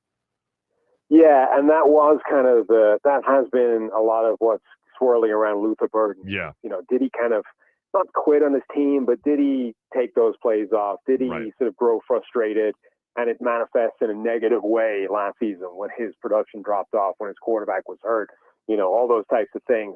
And that's a fine line, right? I mean, the Giants sat Malik Neighbors down last year. We saw this on Hard Knocks, and they were like, look, how would you handle when the ball's not going your way, when things are not going well? And he's like, it would make me mad.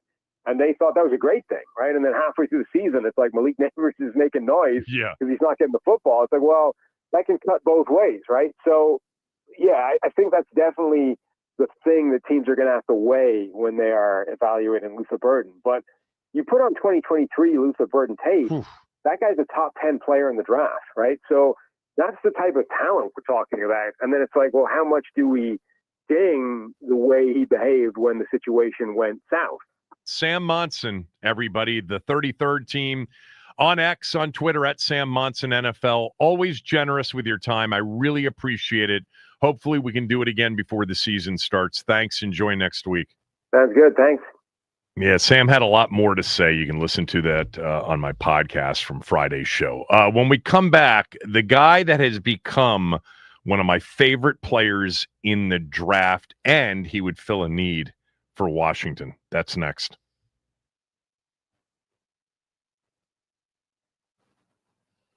All right. Over the weekend, the Nats split their Easter doubleheader with the Colorado Rockies. James Wood went 0 after being pulled in the 7th inning of Saturday's game for Alex Call.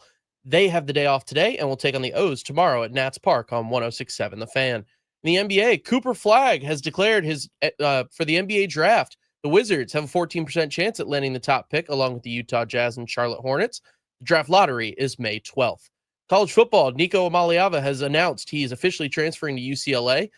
The deal is reportedly in the $1.5 million to $2 million range, where he was making $2.4 at Tennessee. The Eagles have re-signed Cam Jurgens to a 4-year, $68 million deal. The extension ties him to Philly through the 2029 season. And the Washington Capitals will take on Ivan Demidov and the Montreal Canadiens in Game 1 of the Eastern Conference first round. They're still a bit banged up, though. Alexei Protas is out with a cut from a skate on his foot. He has been skating in a non-contact jersey at the past few practices, and Spencer Carberry says he should play at some point during this series. Martin Feravari is questionable after turning his ankle against the New York Islanders. Jacob Chikrin will play after being struck in the face by a puck on Friday's practice, and Logan Thompson was the first off the ice at practice this morning. Spencer Carberry declined to name the starter in net for tonight, and that's what's trending.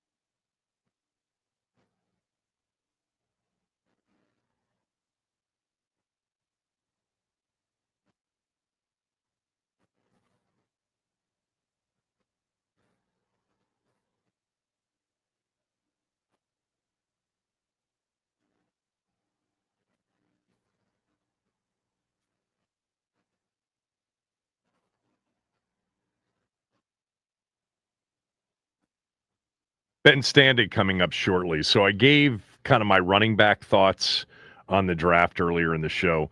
Tomorrow, I'm going to give you my edge rushers on the show, just the way I see them.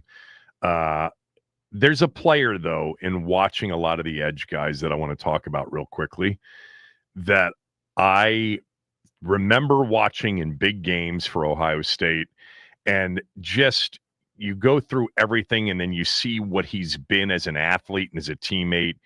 JT Tuimoloau, the defensive end edge for Ohio State, number 44, might be my favorite defensive player in the draft. I'm not sure you'll find anybody that plays with a higher motor, intensity, urgency, competitive level. He has played his best football in the biggest games that Ohio State's had.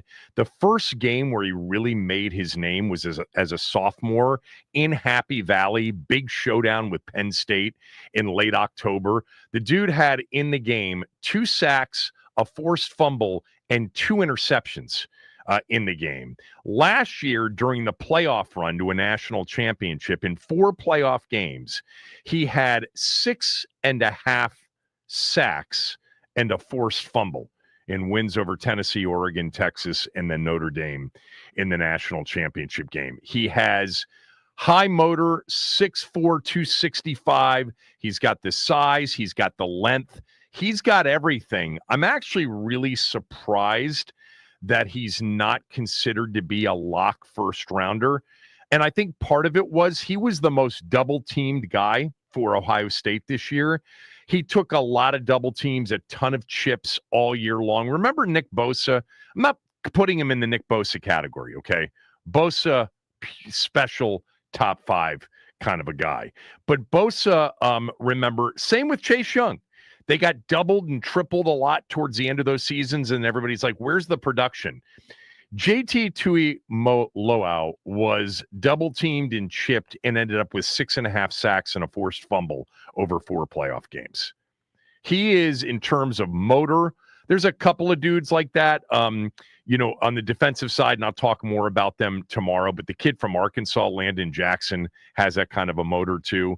But he would, if they traded back and got him and Travion Henderson in the second round, yeah, that would be my dream Buckeye scenario for Washington.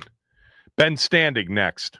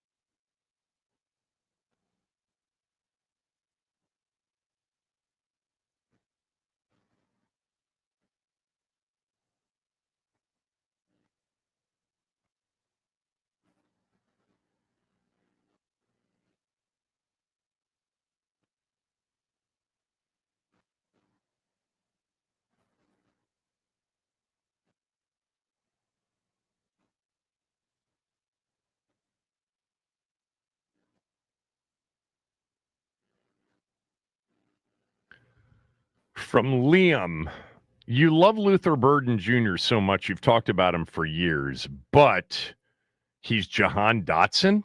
Question mark. I compared him to Jahan Dotson in that he takes plays off and he doesn't play out those plays. By the way, stylistically, yeah, there are similarities to what Jahan Dotson looked like at Penn State and what Luther Burden looked like the last 2 years, his 2 years ago in particular at Missouri. But the thing that you knew when they traded Jahan Dotson what the reason was. He was not the guy that played it out. They wanted grinders, they wanted hustlers, they wanted dive on the loose ball guys, and he wasn't that. And Luther Burden has a rep of taking plays off if they're not coming in his direction. That was specifically what Quinn said before they traded Dotson, that we need to see him play out the play even when it's not coming to him. So that's why he was on my short list of players that I think they would pass on, along with Pierce Jr. and Amari and Hampton, because I just don't see Hampton as a first-round back. I see him as a really good back, but along with 8 or 9 others, guys that you could sort of throw into a hat and pick one out, and there's just as good a chance of anybody that you pick out being the best one in the group. All right. Do we have Ben? We have Ben. Ben Standing is with us, of course, every Monday and Friday. Maybe more than that this week. We'll see what Ben's availability is. What Adam Peters speaks on Wednesday, correct? No, tomorrow. Tomorrow late afternoon, I believe it is. That's correct. You will be off the air. So tune in to Team 980. I'm sure Chris will carry some of Adam Peters during his show. So Ben had today, he has put out his mock Washington Commanders draft. You should read it by going to The Athletic. You should follow Ben on X, on Twitter, at Ben Standing, and you should listen to his podcast, Last Man Standing. So we won't go through the entire draft, but I think people are interested in what you're thinking at the beginning of this draft. And you have 2 different trade scenarios, so I'll let you go through each of the 2 trade scenarios that you think can happen and you'd like to see happen. Right. I mean, look, when we do these like team-specific mock drafts, you're looking at it purely through the lens of your group. You're not factoring in necessarily what's going to happen around them. This is a draft where a lot of teams would love to trade down. I had one GM from another team tell me the other day that, like, basically once you get past the top 3 picks, you're kind of looking at a lot of second rounders in most years. So this is not a draft where teams are like dying to they're not coveting a lot of the players here, but obviously they're talented. There's talented players. Second round picks are good guys too. So the question always, like, how many are people? How many positions or players are people going to want to trade up for? And that's where the rub is. We talk about the quarterbacks. I just read a whole bunch of things today online for different insidery stuff from different outlets, and I'm almost more confused than ever about what the quarterback situation is going to look like. So if teams are willing to trade up for a quarterback or maybe an offensive tackle, then trading down can make a lot of sense. So I went with that theory. I had them trading down to 39 from 29 to 39 with the Bears. The Bears have the 10th pick, and then they have 2 in the second round. They are doing everything they can to help Caleb Williams. Like, they were very aggressive this offseason in terms of fixing the offensive line. They still need the left tackle. Unless they trade up from 10, they're not getting one. So trading up at 39 to get one, whether that's Josh Simmons or Josh Connerly, probably makes sense. And then Washington picks up, what did I have here? An extra, sorry, Kevin. An extra 3rd round pick. I've done so many of these things, I forget what I'm doing. An extra 3rd round pick. And obviously, I think the thing for Washington is, if we're going to say edge rusher is their top need, which I think is fair, like, that's one of the deeper positions in this draft. There'll be like 5 or 6 guys that go round 1, but there's another, possibly 5, 6 guys who go in round 2. And I think they can still get that, a good player there and an extra pick. So that's what I did with having them take Nick Scorton, the defensive end from Texas A&M. I've talked about him. Yeah, you have. Kind of from the jump. He may not be there at 38. He may be going late first. He's not really been discussed that way publicly, but every time I talk to people privately, in the league, I get more positive vibes because he is like a relentless player. He doesn't have the same athletic upside that some of the other guys do, but just a relentless at attacking the quarterback, getting after the run. He's very mature. He was a 19-year-old team captain at Purdue in 2023, transferred to Texas A&M last year. They had him put on a bunch of weight. His sack numbers declined. He now has shed that weight. He's back to kind of where he was at Purdue, around like 260. And, I think people are big fans of what he can do, but he still may be there at 38 because it is a deep class at defensive end. So that was my thought there at the first pick. Again, whether, can they trade down? We'll see. But I think in the ideal world and somewhat realistically, I think that's what would make the most sense. Right. Okay. So you also had the scenario in which they end up, not making a trade. And that's another player you've talked about for a while. So just tell everybody, if they don't trade at 29, who you think they'll pick. Yeah, so I have Donovan Ezeraku, the defensive end from Syracuse, very bendy edge rusher, had, 16, 17 sacks last year, tons of tackles for loss. He might be he's a little light. He's only in the 240s, and that may make him a little bit more of like a designated pass rusher to start. But right. I know like our guy, Dane Brugler, thinks that his athletic traits show a guy that, is going to be able to morph into more of a 3-down player truly over time. And, he's, again, another guy, team captain, constant energy out there on the field. And there's a lot to like. I think the question with him is,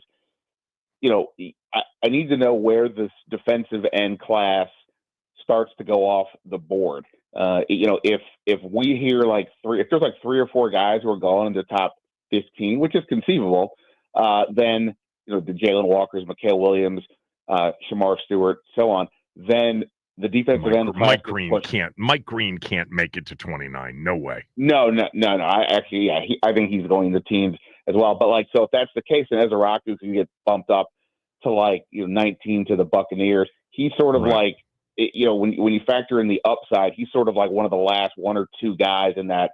Maybe he's not the top tier, but he's right there. And then it starts to go into that next tier where guys like Scorton, which is a little lower of a ceiling. But on the other hand, if the edge rushers fall, which is, also possible, the evaluations for this group are all over the place. Then at that point, then he may slip enough to get to 29. And, again, the key with the defensive ends and the defensive tackles, teams may look at it and say, look, we like this player, but we think we can get a pretty good end or tackle in round 2 or 3. So instead, let's take a position that's a little bit thinner, whether that's offensive tackle or cornerback or receiver, and get that guy, and then we'll get that later. So if that happens, then Washington gets that guy. But, ultimately they need whatever the scenario, they've got to come away with more from the edge rusher position. They've got some decent players in Dorrance Armstrong and Dietrich Wise and so on, but there's almost no upside. The only player under 25 years old is Javonte Jean-Baptiste, the 7th-round pick from last year. So they need to get younger. They need to get more explosive, whether that's in the 1st or 2nd round. I think they've got to make that a priority. Do you think – I want to come back to the edge rushers in a moment. Do you think they did enough in the offseason so far? And there's still one big swing left, and that would be Trey Hendrickson. He's still out there. There's still a possibility. By the way, what if Cincinnati goes edge in the first round because the best player on their board is an edge? Then there's a chance he could get traded before the 2nd round begins. And maybe at that point they take the 2nd rounder because I think we all kind of feel like the price has been too high. But putting him to the side for a moment, have they done enough to be in position to draft the best player on their board at any position other than the obvious being quarterback? I think the answer is yes, but that's also factoring in free agency is not over. It's over. Nobody's signing anybody anymore. And that has a lot to do with compensatory picks. Guys who get signed after free agency don't count towards that formula. You still have a guy like Darius Smith out there, who had 9 sacks last year for 2 teams. There's a lot of vets out there. If you look at the list of available players, that you're like, whoa, that's kind of there's a lot of guys out there you think could be a starter or a rotation. Well, there are players that could be expendable post-draft that could be available that could be very interesting. Yeah. So, I mean, I think that the way I've been saying it is I think they have done enough across the board that if they had to go play week 1 tomorrow, I think they'd be generally speaking okay. Some spots again could use more, particularly from a long-term perspective, they have so many players on one-year deals. And then they have obviously some older guys like the Bobby Wagner and Zach Ertz, where you're like, hey, what's the succession plan? So I think that there's those factors. But in terms of this year, again, in general, I think they have done enough to at least be kind of where they were at last year, and maybe, obviously a little bit better in some cases. Needless to say, left tackle, wide receiver, hopefully stopping the run better with Dedrick Wise, Javon Kinlaw. But, at the same point, like, again, in terms of the longer term build, they need more. So I do think that they could go somewhat, best player available if they wanted at 29 or in the second round.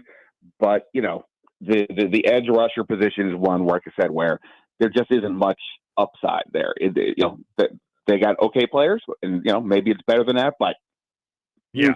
That I just think that's where they need, at least even say a cornerback, the upside is that Marshawn Lattimore is healthy, and that if he's able to return and play at a somewhere Pro Bowl-ish level, well, then that's a huge upgrade over, what they had even a year ago. And same thing with Deebo Samuel in terms of recovering from his situation. If he's able to look like a guy we've seen in the past, well, that's a huge deal. But again, he's only on a one-year deal. So I think it's more for me like the longer-term issues or the concern than like 2025.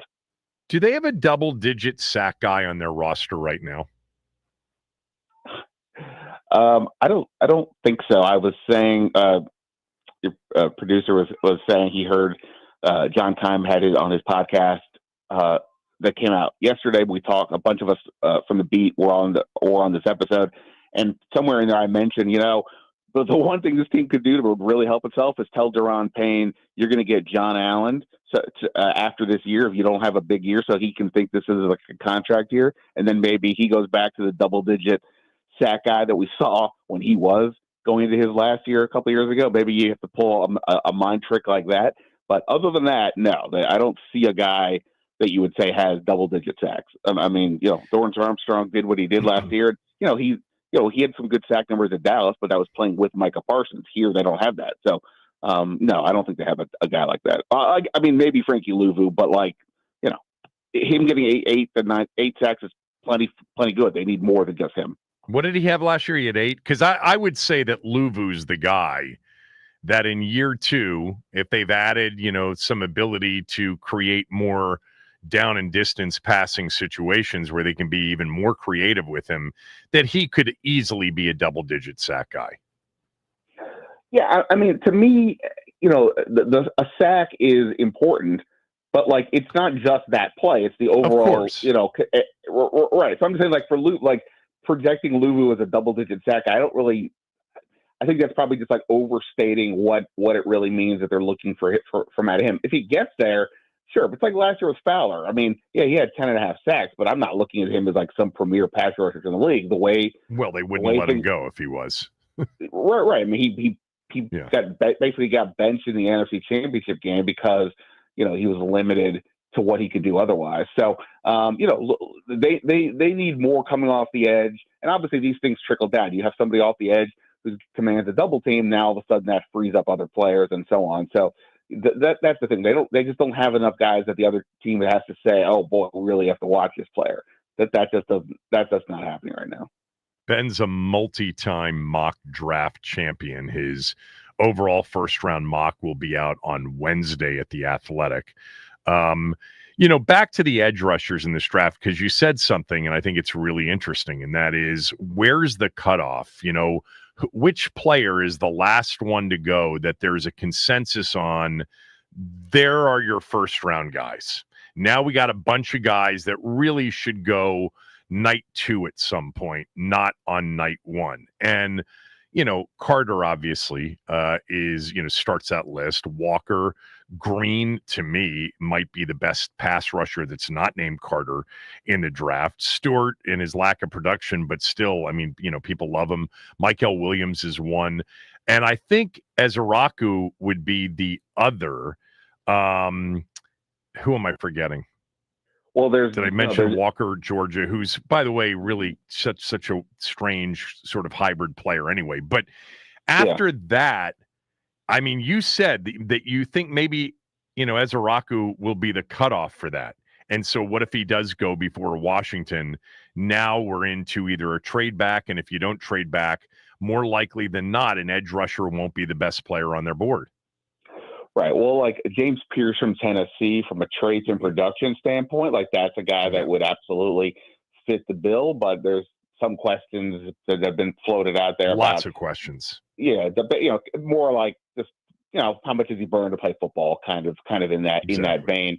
And so that, is dropping him seemingly on the public mock drafts and things like that down late first, if not into the second round. And so he could be a guy, but he has this one trait that Adam Peters likes, and that is he ran the fastest 10-yard split at the combine. That's a trait that Peters used a lot at San Francisco, and imagine he brought that mentality here. So if that's an overriding factor, then maybe he's a guy. But when you look at how this team targeted players last year, it just doesn't feel like Pierce would be one of those guys. I know you talked the other day about guys you didn't think would make sense for Washington, and he would be sort of on that list for me. But then, look, I mean, there again, Scorton, I mean, this is the perception versus the reality angle. On the public side of things, he's not getting that type of attention, and he isn't some crazy, speed, bendy, athletic type of player, but he's also plays very hard, is productive, etc. So, it feels like he's probably in that tier below because of the upside. There's a couple other guys like a Landon Jackson from Arkansas, kind of love him, hits that as well. But yeah, I mean, can you get that guy in the second round? I think that's where the question is. So yeah, I mean, I think if Ezra Raku is gone, as well as those other guys you mentioned ahead of him, that's where another position come into play. And by the way, like because there is depth at on the line, it may make more sense to say, hey, we don't think there's enough cornerbacks late round 2. Let's take one of these guys that we like here at the top and then get an edge rusher later, or maybe it's, something even crazier, Nick Emenwari, who might be the best athlete overall in this whole draft, safety out of South Carolina, big time playmaker as well. He could be I think Dan Quinn could have a lot of fun with a guy like that, but safety isn't necessarily, it's arguably a need, especially post Jeremy Chin, but it's not like a screaming need. Again, they have Will Harris. But, bigger picture, boy, that could be a lot of fun. Offensive tackle, obviously they just moved Brandon Coleman to the right side, so you're thinking, okay, they've got some upside there. Sure, but could they have bigger upside? Is Josh Connerly, as a first-round pick, does that raise the offensive line ceiling compared to Brandon Coleman, a third-round pick last year? So I think if edge rusher is gone, or if that top tier is gone and they view it the same, they could pivot to another position. Also, say like an Emeka Ibuka receiver out of Ohio State. I wouldn't put a receiver as like a big priority at the moment, but again, long term. Deebo Samuel and Noah Brown are both on 1-year deals, and Ibuka is one of the cleaner prospects in this draft class. So I think there's a lot in play for them whether the edge guys are there or not. You mentioned Amano Worry, the safety from South Carolina. Just overall, I know you've mentioned this with me before, and I totally agree with it. They have to increase overall their team speed.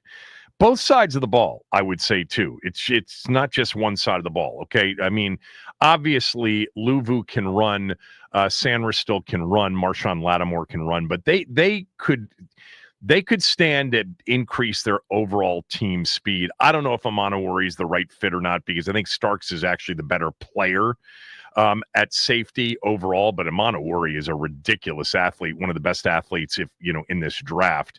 But they really do overall, I would say offensively too, they've got to increase their team speed. Oh, 1,000,000%. I mean, I've been saying for a while, like, when it comes to offense, I don't really care what the position is. They need more speed.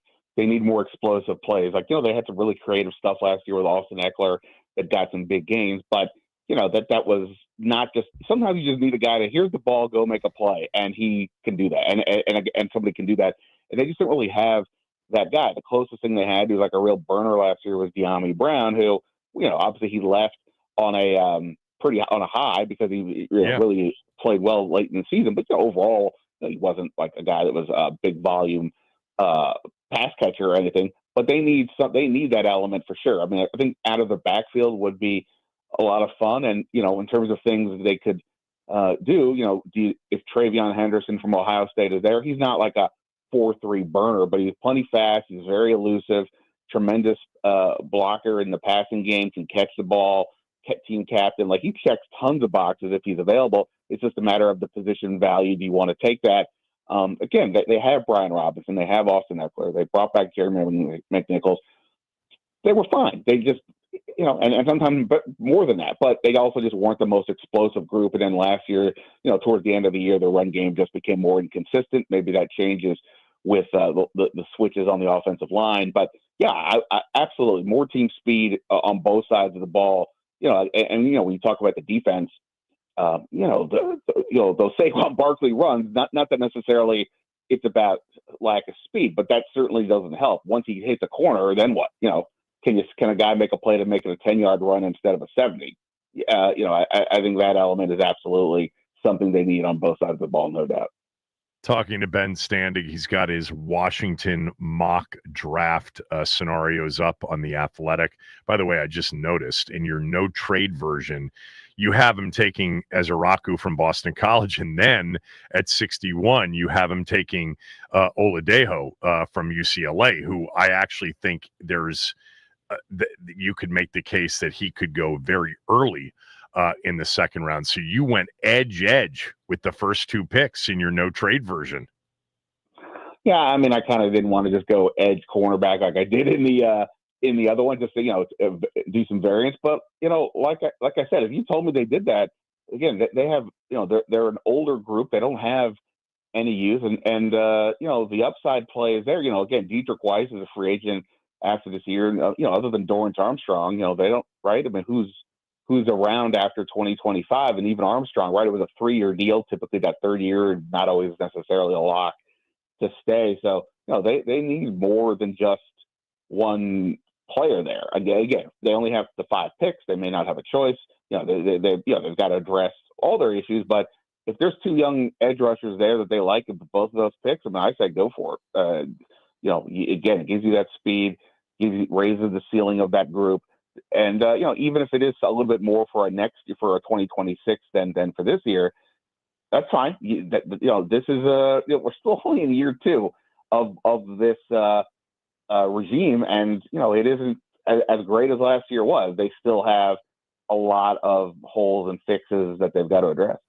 In your trade draft, the 2 trades with the Bears and then the Chargers, I loved the running back that you selected for them, Devin Neal. By the way, another guy, team captain, high accolades, high, intel from the people who report on this stuff that he's just a great kid. Plus, he's a really good back from Kansas. And then in your non-trade one, I love Taj Brooks too. I like both of your backs, and I would imagine those are day 3 selections in this draft. But it's really hard. I think, like with the edge rushers, after maybe that top 5 or 6, if there is a cutoff, you could probably take the next 10 guys and put them in any order. I think you can do that with the running backs too after Genty. I think you can take 10 or 11 of them, and everybody might have a different order with all of them. Yeah, I tend to agree. I tried to look for a running back that you could use on 3 downs, right? Because there's some guys who are like a 4-3 40 guy, but just they're fairly small, not going to be able to be an every down back. And then there's some other guys who are bigger, in between tackle types who aren't necessarily going to help you in the passing game. And I felt like Neal was a good hybrid of both. My only somewhat worry is for both of these guys actually is that they had a crazy workload in college, and running back is already a position where the shelf life is not terribly long, but it is what it is. So if 4th and 6th round picks, not saying you worry about that down the line, but to some degree you worry about that down the line. So I think both those guys have pretty good all around skill sets that would make sense. The team captain part as well, highly productive, etc. So I'm with you though. Like I could swap out several other running backs, and it would look totally reasonable and fine, and and address the concerns or just help bolster that room. So you mentioned something that I think was interesting, and I just made a note of it to come back to. If let's just say Azaraku is the last guy that's worthy of the first round, they're not going to use a first round on a running back. They're okay. Maybe corner is there, maybe safety is there, maybe a wide receiver is there, but it's possible that the best player available, especially depending on how this draft goes after Campbell and Membo, the two top offensive linemen in this draft, it's possible. I think you mentioned Connerly from Oregon, that there could be a really good tackle at 29, and it might be the best player on their board. I think you have to take that player unless that player, and really in today's game, these guys seem so interchangeable, right? But if there's a tackle there that they believe can line up and play right tackle, don't you take that player if it's the best player available on the board?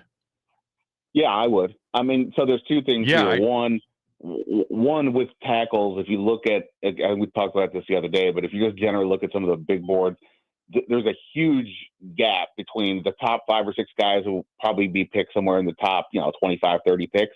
And then all the way into the third round, there's like almost nothing. There's almost nobody there who's going to get picked, maybe 1 or 2 guys who are going to get picked. So if you want one, you got to react early. And that's kind of why I think don't be surprised if there's a run on tackles or some guys who are maybe a guard tackle early. But then, I mean, again, like, you go back to, when I asked Adam Peters and Dan Quinn at the combine, well, is Brandon Coleman your left tackle? And their response was to say nice things, but they didn't say he was. It was like, okay, clearly they're saying they think they can do a little bit better at tackle than they make a massive trade for Tunsil. That wasn't just like let's just get some competition. No, that was like, we are going all in on this. Cool. So they're moving Coleman to right tackle or to the right side. Now, that doesn't mean they don't think he could be the guy. But if you've already moved him once, then you're kind of saying, well, maybe we can do better here as well. And again, ultimately on offense, it all revolves around helping the quarterback. So if you had Tunsil and if they have a first round pick at tackle that they think is legit and turns out to be right, I mean, wow. Yeah. That's a huge deal combined with, Cosme when he gets back, combined with Biotish, that's a big deal. And then, look, Coleman, offensive line depth, as the Eagles have shown us, is a good thing, right? I mean, Coleman could be the interim right guard while Cosme's out. Right. Right. He could challenge Allegretti, and then a replacement for line. Allegretti long term. Right, and also like if you just look at them for this year, right? If you include Wiley and the projected starting group right now, I think there's like 6 offensive linemen you'd say kind of make the team, and then after that, I mean, it's the Nate Herbig and Chris Paul. Like, it's not like they have like guys that are definitely locked in, or guys who are ready to be the next, the potential starter in a year or two down the line. So I would have zero issue with that. And look, they brought Connerly in for that group 30 visit. I know that they've looked at a guy like Wyatt Millum from West Virginia. They've looked at him closely. He's a college tackle, maybe have to move to guard. We'll see. So, they're definitely looking at it. I mean, of course, they're looking at every position, but no, I would have zero issue if they went that way. There's another position that I think is interesting. I mean, they drafted Brandon Coleman in the 3rd round last year. They took, Ben Sinnott in the 2nd, understood, but we don't know that they're convinced that they feel like they got it right there. Zach Ertz is, winding down his career, and Bates is a blocking tight end. Well, Jaden Daniels, tight end, Mason Taylor at LSU for 2 years. Yeah, I've seen him just continue to climb boards, like maybe even into the late 1st round is a possibility. And he is impressive. And he is an every down tight end. I mean, he blocks well too. So do you think that's completely off the board, tight end? I don't think it's completely off the board. I just think and this is at least how I look at the world. Like when I say draft an offensive lineman, even if that meant putting a potential starter like Coleman on the bench, and he may never play, right? If everybody's healthy, maybe he doesn't play. But you need that, right? At tight end, though, you have Ertz, you have Bates, you have Sinnott, and I'm with you. We don't quite know what Sinnott is yet, but okay, sure, they're, just give him time. Okay, but then what? Like, I know they did keep a 4th tight end last year, typically in Colton Yankoff, But like that was he was a guy that was like, Right. if they had to make a move, you can kind of move on. Keeping a fourth tight end, like you have to keep four, is not necessarily great roster flexibility. And how much is he going to play? I mean, unless Zach Ertz gets hurt or falls off, he's going to seemingly play a ton. So that would be my only hesitation. But yes, in terms of the player, he was Jaden Daniels tight end. Right. I mean, he's a very talented player. He may be and he's every down, by the way. He blocks. I mean, he's a fluid pass catcher, but he blocks as well, and he played big in some of their biggest games. I mean, Jaden beat Alabama in overtime in his junior year. That was really the game that got Jaden going.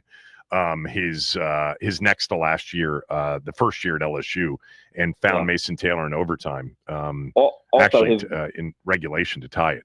I'm sorry. Go ahead. Also, Mason Taylor's dad is Jason Taylor, and yes, Jason Taylor, I think, owes this franchise something. He really admitted Dan Snyder helped his retirement plan. So he could give a little bit back by having his son turn into a viable player here. Sure, why not? There was a lot going on with Jason Taylor here. All right. Last one for you. So you put together these, two trading back twice versus not trading at all.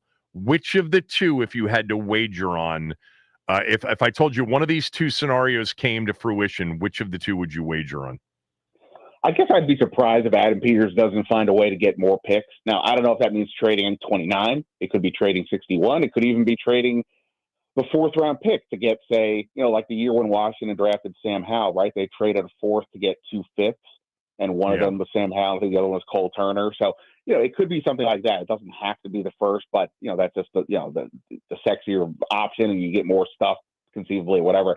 So I would be surprised if they don't make a trade, whether it's again at 29. That part's tough to say, but I imagine Peters is not going to finish the draft with 5 picks. And I mean more, not less.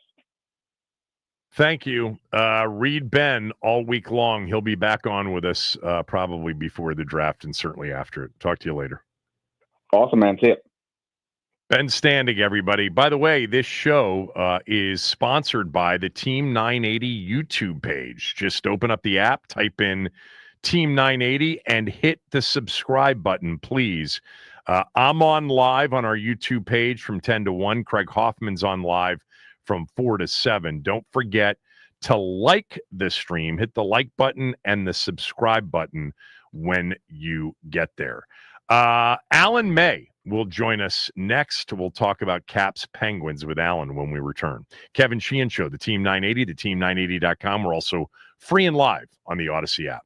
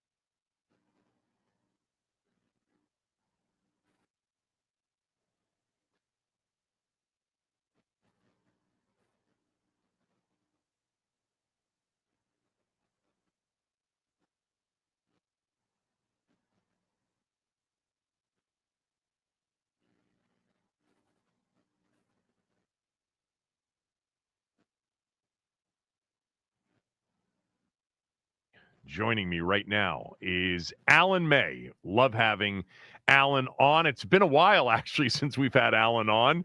But the Caps just completed their best regular season in many years, finishing with the best overall record in the Eastern Conference at Alan May _16 on X on Twitter. Of course, Alan's been a part of the studio show and part of the booth with Joe B, especially when Locker was out. So good that Locker is back and healthy again at Monumental Sports. Alan's been a part of it forever now, it seems like. It's good to have you back. The season was a phenomenal one, but I want to start with something that I just mentioned, just the odds on the Caps making a deep Stanley Cup run. What do the odds makers know that others don't?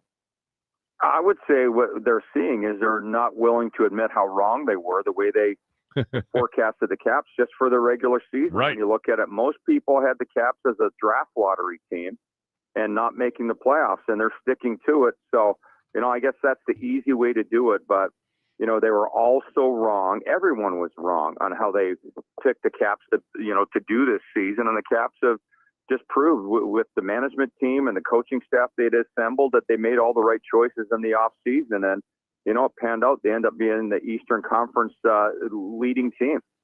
So you disagree with the odds makers. Tell me why you think they've got a chance to make a deep Stanley Cup run. Well, the biggest thing, I just look at the body of work over the course of the season. I'm going to take that they clinched the playoffs basically 2 months ago. Right. And they were involved in every single game. I thought opening night was kind of a dud with them. I don't think they had the line assembled properly that night. And then right from game 2, they went on and on and on. They were involved in every single game except maybe 2 until about the 60-game mark. Like actually every period. They had the most comebacks in the National Hockey League. They were never out of a game. They were always in. I think they were a little bit exhausted. And once they clinched, it's like they've got it. And basically, they had a 4-game winning streak about 15 games ago. And since then, the record hasn't been that great. But then again, it's kind of like an in-season break that they were taking. And, they took their foot off the pedal a little bit. And, we've seen what happens when you win the President's Trophy over the course of a season. So I just think it's just a matter of, they were so involved in every game. They're a little bit exhausted. And I expect them to come out firing in game 1 of the playoffs. Do you think some of it was just everybody getting consumed with Ovi's chase? I actually discount that because that's all that people spoke about before the season. Oh, the Capitals just going out there. And it was kind of a disservice and a disrespect from so many people around the National Hockey League as to Ovechkin being a selfish player, as to the Caps being a horrible roster. And I just think that at the end, we get a little bit of fatigue, and it was mostly the big guys who they started to stumble in their numbers. But at the same time, you had little nagging injuries pop up. When you're involved in every game, it's like being involved in every playoff game. There is a toll that it takes. But I've always believed it's better to have that lull when they had it versus right at the end. And so exhausted and fatigued going into the first round of the playoffs that they got nothing left. And I would say that's what happened last year. They were so dialed in the last month to get in the playoffs that by the time the playoffs at game 1, they just had nothing left. And so I think that happened a lot sooner because they could allow it to happen sooner. Yeah, Montreal kind of in the same position the Caps were in at the end of last year. We'll get to that in a moment. I haven't talked to you in a while. Alex Ovechkin, 44 goals in 65 games. It's very likely had he played close to a full season, he would have been the leading goal scorer in the NHL. Why was he so good this year? I look at the roster around him, and he didn't have to do too much. And the way he was playing, I thought he was a more efficient. And even at the start of the year, there were so many back checks and defensive plays that he was making, and his legs hadn't looked that good in 5 or 6 years. So how he rested himself during the offseason, how he got himself ready during the offseason when he decided to start training. I don't think he was fatigued coming into the season trying to, as you get older, it's harder to keep that playing weight. It's hard to keep your playing legs. And he just was so dialed in. And when he broke his leg, I think would be well into the 900s right now in the goal scoring department. I really felt that the rate he was going to break that record in January. So I just feel like it was a commitment to the team for himself to be better, to be better in all areas. But they had such a better supporting cast this year, a team that was very, very big. At the start of the season, I believe they're the second largest team in the National Hockey League. And all the additions, with the exception of Andre Mangiapane, were 6'2" or greater. So I just think playing big guy hockey, it was easier for them to play and easier for him to play and not have to be counted on so much. And then you had the breakthrough season of Protas, breakthrough season by McMichael, and all these other players. Are 13 players that had career highs on the Capitals of their 18 regular skaters this year. That's astronomical. And I don't think a team has ever hit it with every trade and every free agent as the Caps did this offseason. So, once again, a way better roster. He didn't have to try to do too much. They didn't have to put him in a lot of situations that he shouldn't be in and run him down a fatigue and wear him out. He could just focus on playing a positional game and just executing when called upon to score goals. Do you sense heading into this postseason, it's been 7 years since the Cup. They haven't won a playoff series since winning the Cup. We know how much of a weight was lifted from his shoulders when they won it in Game 5 in Vegas back in 2018. You could just sense it with him, when that clock ran out and him screaming at the top of his lungs. Is there any pressure rebuilding on his shoulders to go deep and contend and maybe win another one? I would say the pressure is internal for every player on the team, because those players that were here that won it and players that have won it anywhere, it's like a drug, and they want to feel that feeling again. And no one can explain the exhilaration of winning and what it does to your body with that surge of adrenaline. And they all want to get that feeling again. And for someone that was doubted for so long in North America that he wanted to win, that there was so much Russian bias by old-time NHL people, and I've even heard it in the last month where people didn't want him to break Gretzky's record because he was a Russian, and they were there were the people that, when the Russians used to come over, they were hell-bent on eliminating them from the ice. So I just think that he loves to win. He finally got a chance with the perfectly assembled team from management, coaching staff, and I feel like he's got the feeling again that he has that same type of team here. Now you've got to go out and prove it in the playoffs, but they all want to feel it. It never goes away. Every player any player that's ever been around winning wants to achieve that over and over. All right, let's talk about this first round matchup. How do they match up against Montreal? Oh, I think it's a great matchup for the Washington Capitals, and the fact that they're a big team. And they're playing the youngest team ever in the National Hockey League playoffs, according to something that I've heard in the last few days. They've got twice as much playoff experience. The Capitals are huge down the middle of the ice with their centermen. Dylan Strome, 6'3", Dubois, 6'4", Lars Eller, 6'2", 6'3". Nick Dowd, he's telling me 6'2", so I'm going to believe him. But when you have that up and down the middle, you can take away the ice. Montreal likes to play a faster game, and they're depending on a very small young defenseman in Lane Hutton, who shattered all Montreal rookie records and a lot of NHL defenseman records with what he was able to do by putting numbers up this year. But to play without the puck against a younger team, they're going to force the Canadians to play defense. And they've got a great goaltender, Samuel Montembeault, but I do not think that he is going to steal a series from the Capitals. And the Capitals, depending on where their health is, that's going to be the biggest factor. How healthy are they going into the playoffs?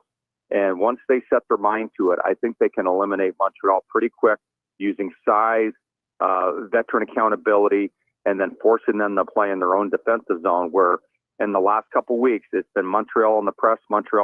They haven't played in their zone so well, and they open up a lineup of high-danger opportunities.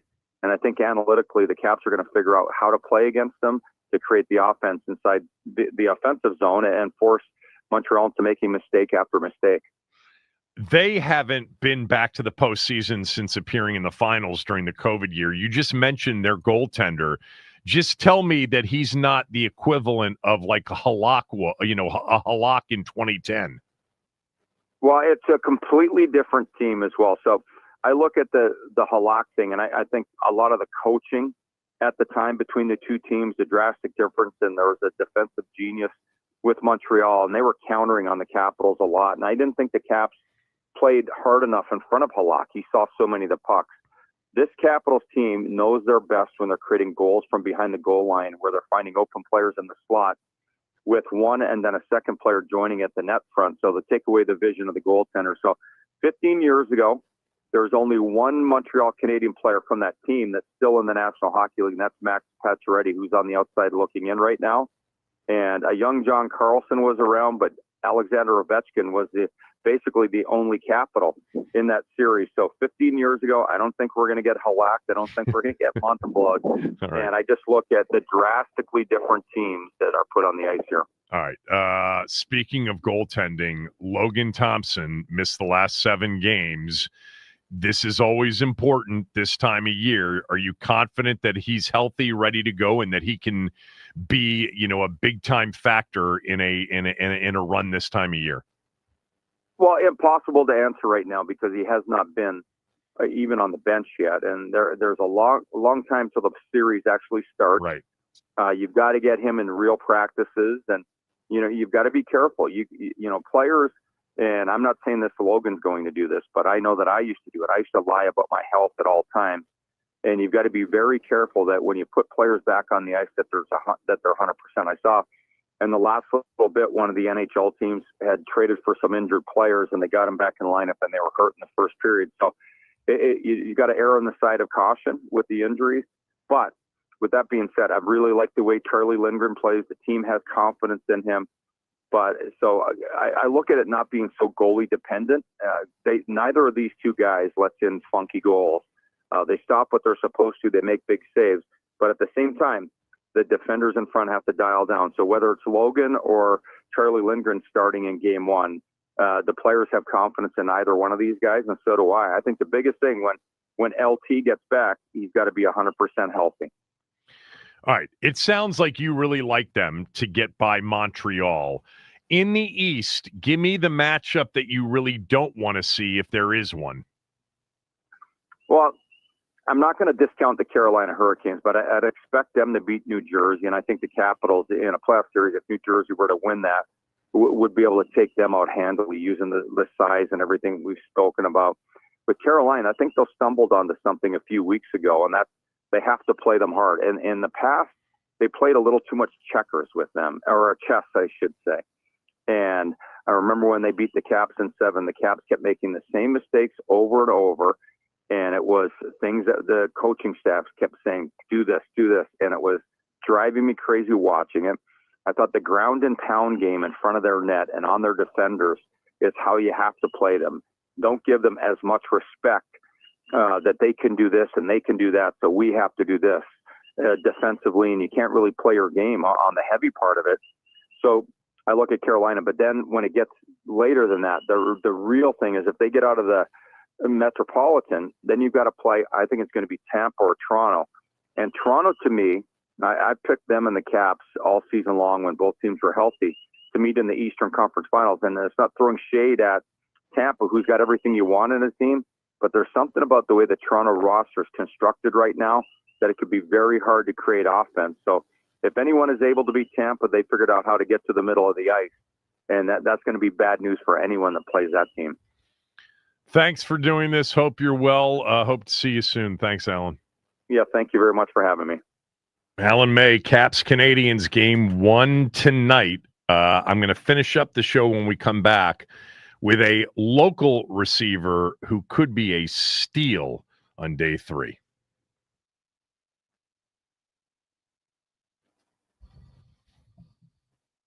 All right. Over the weekend, the Nats split their Easter doubleheader with the Colorado Rockies.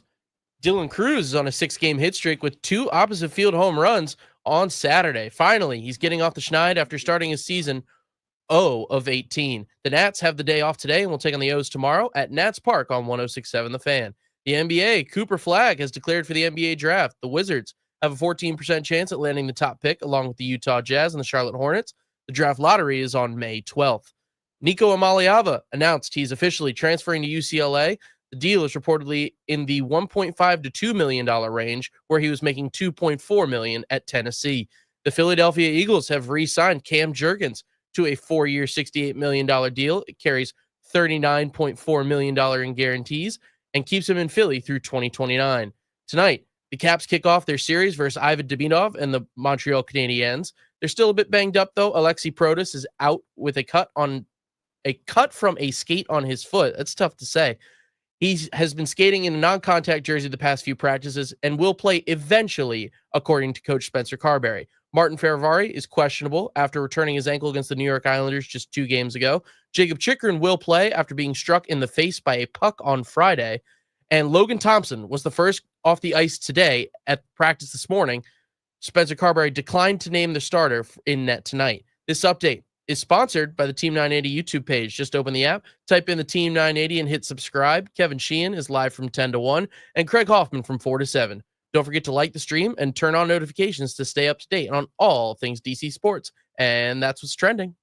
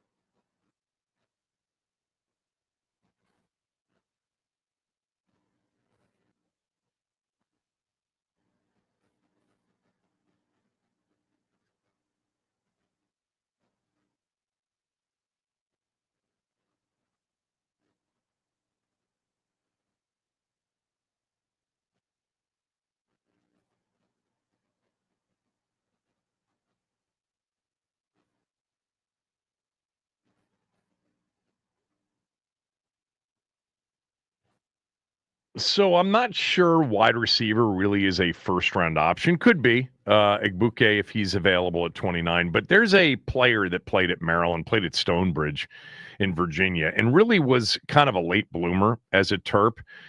Didn't play with Lia Tungavailoa this year and had his best season. So they were struggling at quarterback, 96 catches this year. There is a little bit of, to me, more explosive and maybe a better guy catching tightly contested balls, De'Ami Brown in Ty Felton. I actually think he's more explosive. He ran 4.37 at the combine, and almost everything you see says this guy is a day 3 pick. It would not surprise me if he went before that. Had a tremendous RAS score, that relative athletic score. Ty Felton, if you watched him as a Terp fan this year, dude was awesome without great quarterback play. 96 catches in a season in which he made all Big Ten, and the Terps struggled in the Big Ten this year. Struggled all season long. Back tomorrow, Chris Russell next.